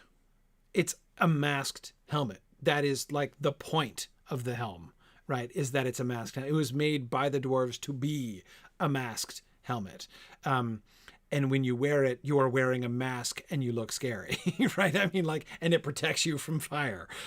So it's, I have to admit, although it's lovely in several ways, I've never been a fan of Alan Lee's Dragon-helm drawing. There are 2 things that I dislike about it. One is the masklessness, like it's just like it loses half of the point, right? The mask, I think, is important not only for practical reasons. It's not just because it says that there's a mask, but I think it's symbolically important. Like, it's thematically important that it has a mask. Like, that it is not just a hat. It is a mask that you put on. Like, you put on the dragon helm and you are transformed. Like, your own identity is concealed by the dragon. Like, it is your identity. When Turin especially, like when he receives it, when he takes it, when he puts it on, when he puts it back on later on, it's a big deal. It has to do with like his identity. It becomes his face, right, in that way. So it has to be a mask. It can't just have a nose guard and cheek flaps. Like, that's not okay. Though again, I can understand why he did it that way. It can't. It just can't be like that. Of the masks on this page, of course, I love the Sutton Hoo mask. Who doesn't love the Sutton Hoo mask? I am going to suggest what seems, frankly, to be a countercultural move in helmet masks, and that is not to have a funny mustache on it. Funny mustaches seem to be almost de rigueur when it comes to helmet masks, right? I don't fully understand why, but I'd prefer we not do a funny mustache on the mask. Just my personal preference, even though, as I say, that seems countercultural. But Brian, there's no question that the mustache is the best part of the Sutton Hoo mask. Like, yeah, no, I hear you. But I would kind of like to avoid that. I think the mask shouldn't just be a flappy thing like that, like the Sutton Hoo mask. It's a little too flappy. There was a lot of discussion about how to flip the mask up without it then obscuring the dragon and looking dumb, because then you're kind of walking around with something on your head that's just popped open. I think my favorite on this of these images, this one here, the one with the big dragon head and the cheeks and the nose guard there, I like that. That's my favorite mask, I think, of all of the mask concepts here. It's not a flappable mask, right? It's not a movable mask, but it's, I mean, the eye holes are a little bit big. It's a little easy to get stabbed in through. We need to, we would want to narrow those a little bit, I think. Anyway, so to me, the two big things, right? The two most important things about the dragon helm are the mask and the dragon, right? I mean, those are obviously the two major features here. To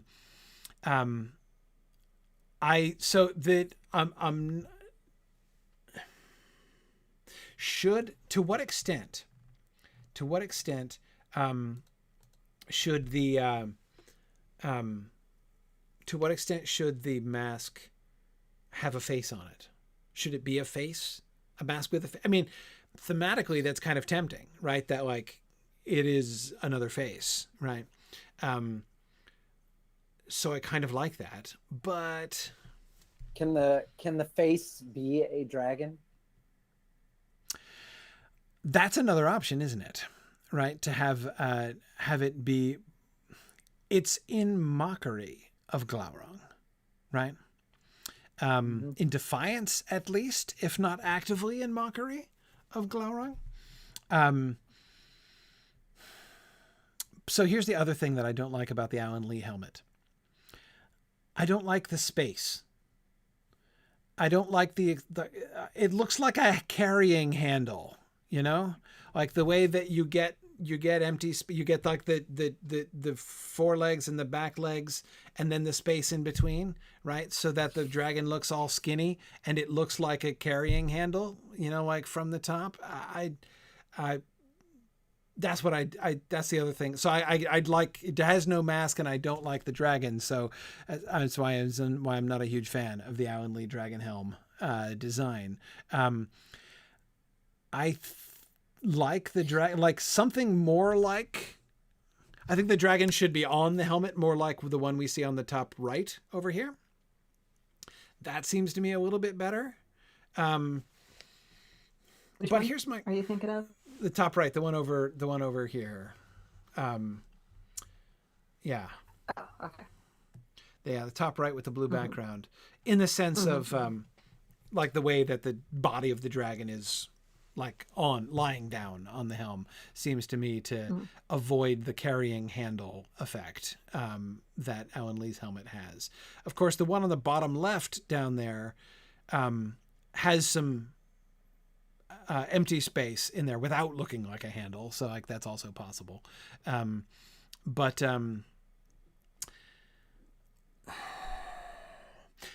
here's my question conceptually. Conceptually speaking, how is the dragon depicted? Does the dragon look scary? Or, I mean, you wouldn't want a wussy looking dragon on your helmet because the helmet has to look impressive, right? But then again, it's not supposed to be like a glorification of Glaurung either. I mean, it's in defiance of the dragon, which is why, Dave, I find your suggestion a kind of intriguing one, right? If the mask itself is like a dragon, then there's a little bit of a like right back at you Glaurung kind of defiance to it, which is kind of fun. I don't think it really works. I mean, it's supposed to have the dragon on it. And so it would be a little bit weird to have a dragon on top and yet also have like a draconic face to it. It's a little too much dragon. Yes, it's a little too much dragon. But I think of all of these pictures, my favorite dragon is the one in the very middle, this gray one with the gold nose in the very middle. He's just adorable. Like the kind of peekaboo dragon, right? Like just like poking his head up over the top of the helmet is a little bit adorable. Yeah, I mean, it's cute, right? And I'm not sure I hate the effect either, right? Like to have an impressive looking helmet that has a cute dragon on it, right? Like there's something to be said for cute as mockery there towards Glaurung. But again, you don't want to undermine the impressive effect of the helmet by having the dragon be too adorable, obviously. But you're trying to terrify whoever's coming across you in battle. So, which is about the mask, I'm thinking, primarily is the mask, right? Yeah. And again, that's why I think the mask is so important, because that's what's going to stand out. It's not just, I mean, the full solid metal helm like we get in the bottom center here, right? With the full, casket helm there, is really imposing. Yeah, it is really imposing in battle, right? Because, because of the absolute facelessness of the person that you're fighting against, that sort of sense of dehumanization. But the mask does more than dehumanize, right? It like takes away your face, but gives you this other new terrifying face, and it clearly is a terrifying face. It should not be comforting looking. It should not be, it should not just be like noble and impressive. It should be, it should not have a funny mustache. It should be whatever the effect of the mask is, it is a terrifying mask to see in battle.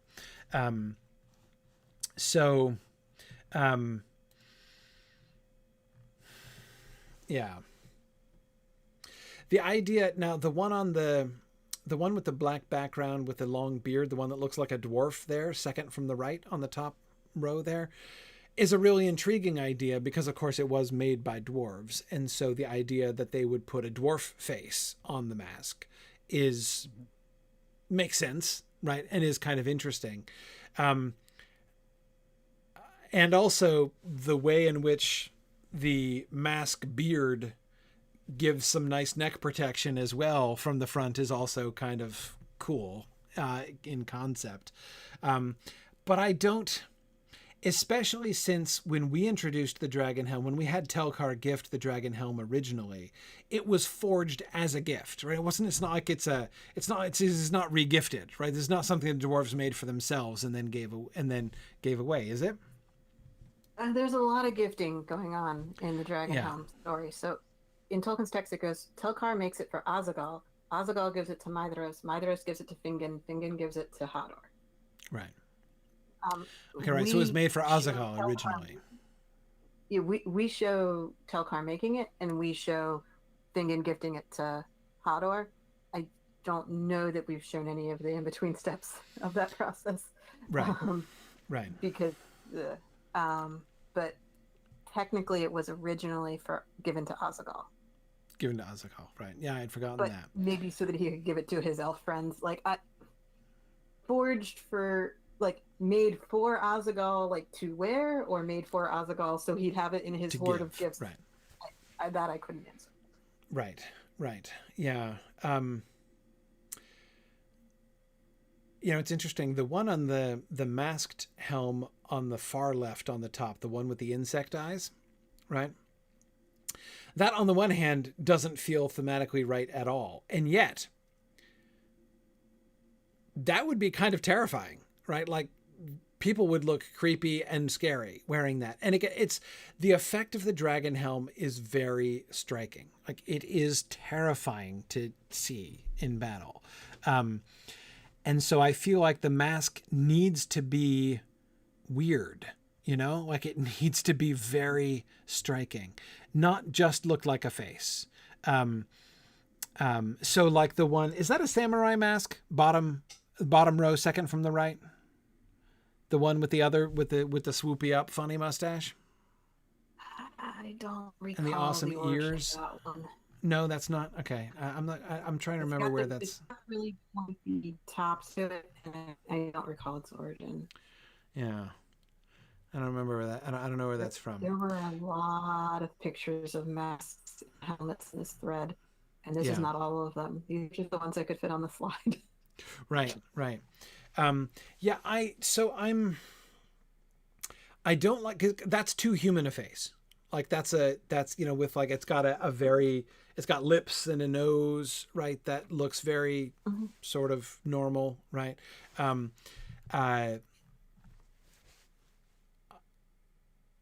There should be something.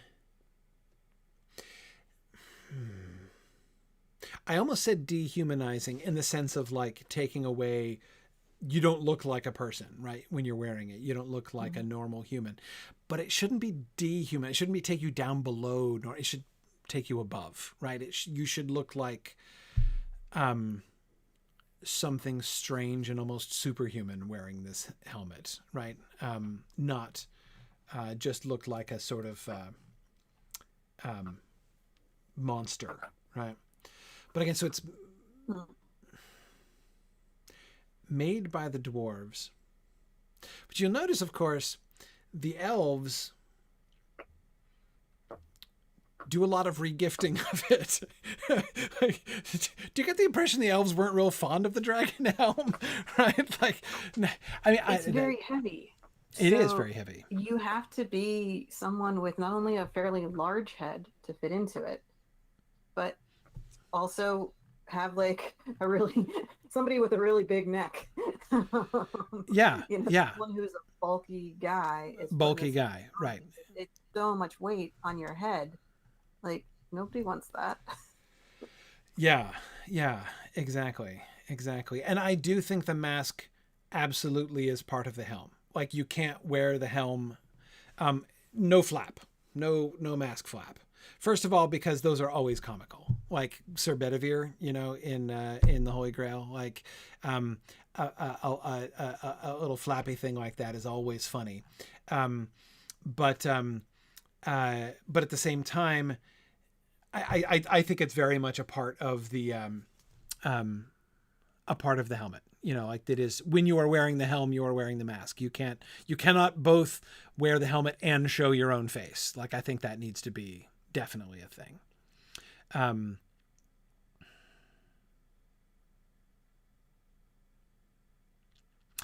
Wow. So, in movies, a lot of times they like to be able to show your face, despite actors seem to prefer that. Yeah. Directors seem to prefer that too. Yes. Mm-hmm. So you want to design it in such a way that the director has no choice but to leave the mask in place? That's it. Okay. Well, again, like what I want is to have, because especially in the Turin story, it just seems to me so important, the putting on and the taking off of the helm, right? Like he's not just, especially with Turin, the question is always, who is he, right? What is his name today, right? Like what's like where is he in his story? Where is he in his mind? Who are we seeing on screen? Are we seeing Turin, son of Hurin? Are we seeing, Neathan the Wronged? Are we seeing, Agarwain? Who are we seeing, right? And when he puts the Dragon-helm on, right, he is the heir of the House of Hadar. Right, he is the warrior king of Dor-lómin, in exile when he's wearing the dragon helm, and like it is an identity. Like the helmet is an identity. It's not a prop. It's an identity, right. And therefore Hadar wore that helmet walking into the Estelad meeting where he basically created the House of Hadar.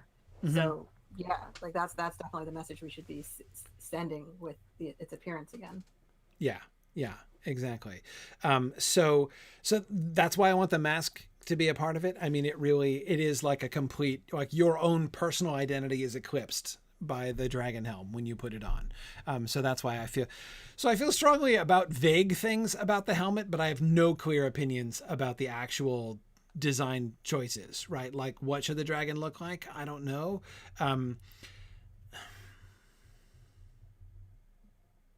I guess conceptually that's one of the things I've never really understood about the dragon helm. That is, why should the anti-dragon helmet have a dragon on it? Exactly. Like what exactly are we shooting for there? In that concept, it's defiance of the dragon, but you're not becoming the dragon. You're not rooting for the dragon. You're not.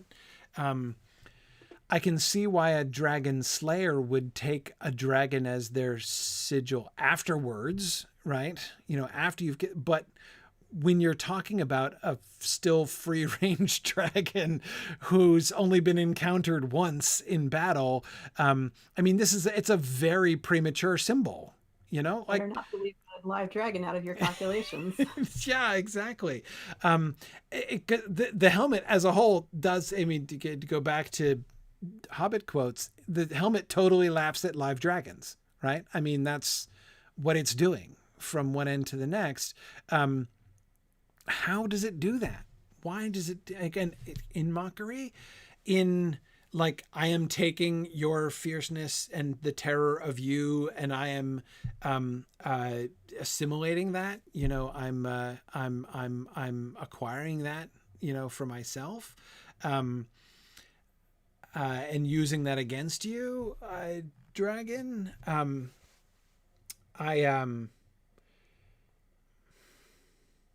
Yeah, Brian says if it were the elves, I believe they wouldn't want to honor the dragon in that way, right? It does feel like putting the dragon in a place of honor, which again, after you've killed a dragon, going around with a dragon symbol is just a boast, right? Look at then the more you puff up the greatness of that creature, the better you look, right?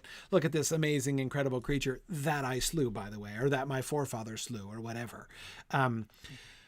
But when said dragon is still only gaining in strength on the other side of the battlefield, how do you do that? Why do you do that? This is what I still don't get about the dragon helm. What were the dwarves thinking when they did this? That's what I guess I don't know.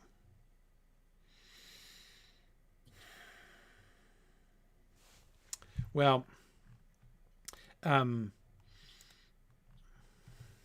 yeah, Brian says, I feel the dwarves would feel more comfortable being premature with such a boast.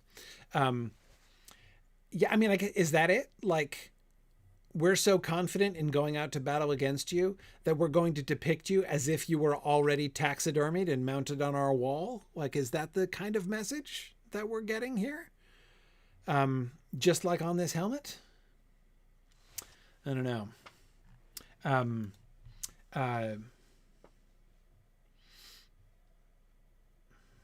Yeah. Stephen is giving us the quotation, which it might be well to read. It had a visor, after the manner of those that the dwarves used in their forges for the shielding of their eyes, and the face of one that wore it struck fear into the hearts of all beholders. but was itself, that is, one's face itself, guarded from dart and fire. Upon its crest was set in defiance a gilded image of Glaurung the dragon, for it had been made soon after he first issued from the gates of Morgoth. Right. On the crest, in defiance. That's the word that I can't wrap my brain around. Defiance. Like how you would depict the dragon in defiance.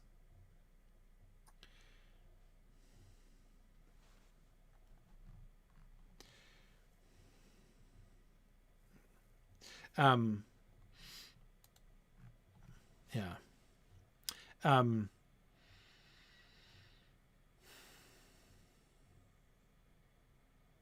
don't know. Because it's not just a random heraldic dragon. That's the thing. It's a portrait. There's only one dragon, right? It's Glaurung himself depicted on the helmet. Again, so it's not just, there's no such thing as a purely heraldic dragon, right? There's only Glaurung. And it's him. It's a portrait. It's a sculpture of Glaurung as he was. And that's how Glaurung mocks Tarn for that, saying that, like, I see you've got my face on your helmet. Yeah.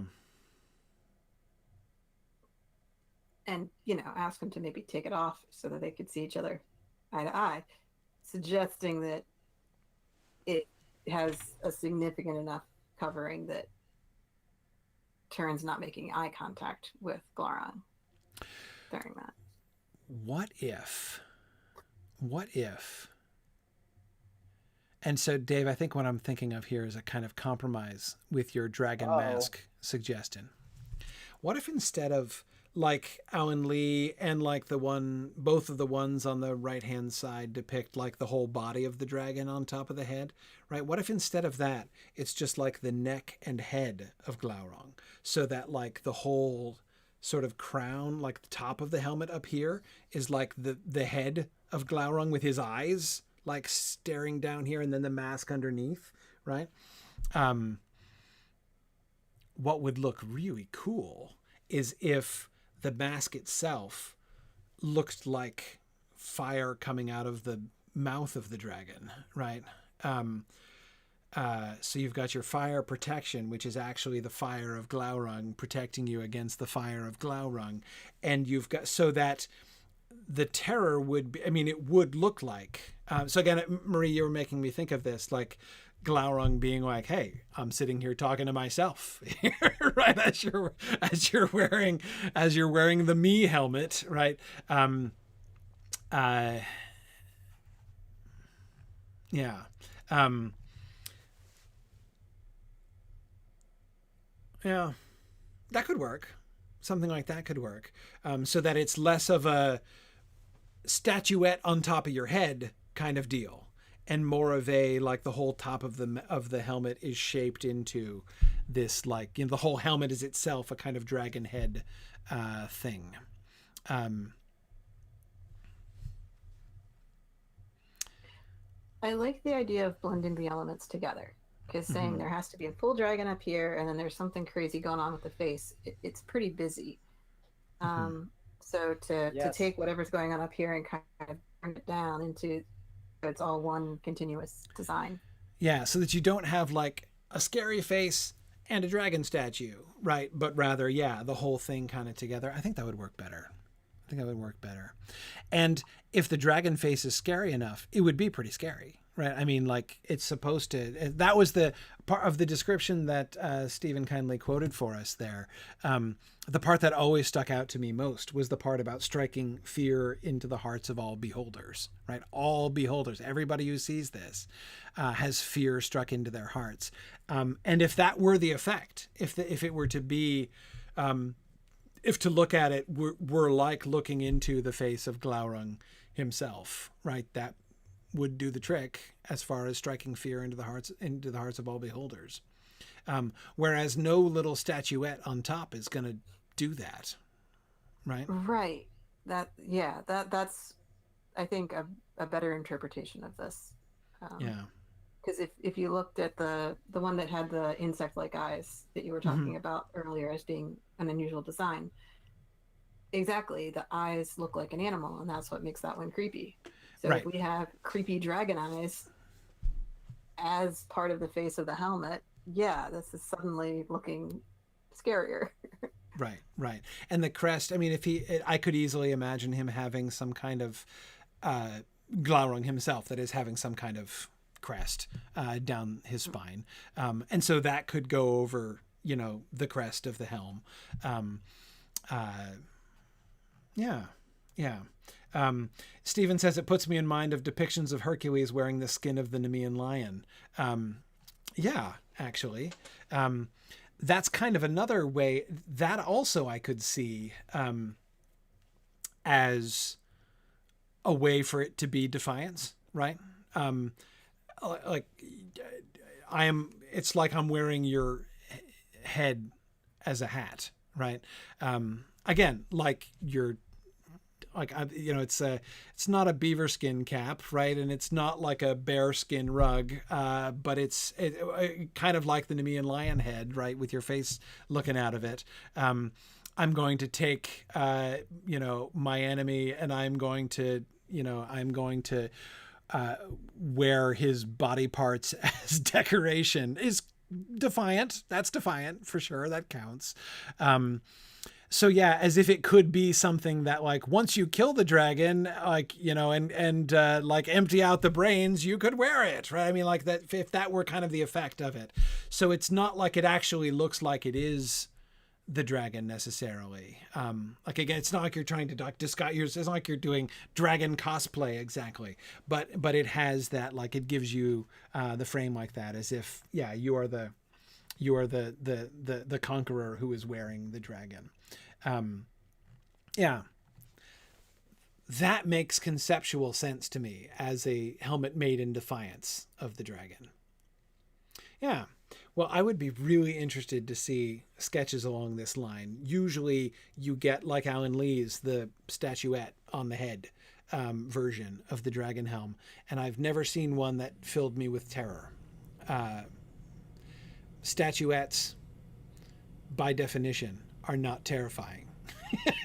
I mean, very rarely have I been terrified by a statuette, whether it's on a hat or not. Oh, I think there's some creepy dolls out there.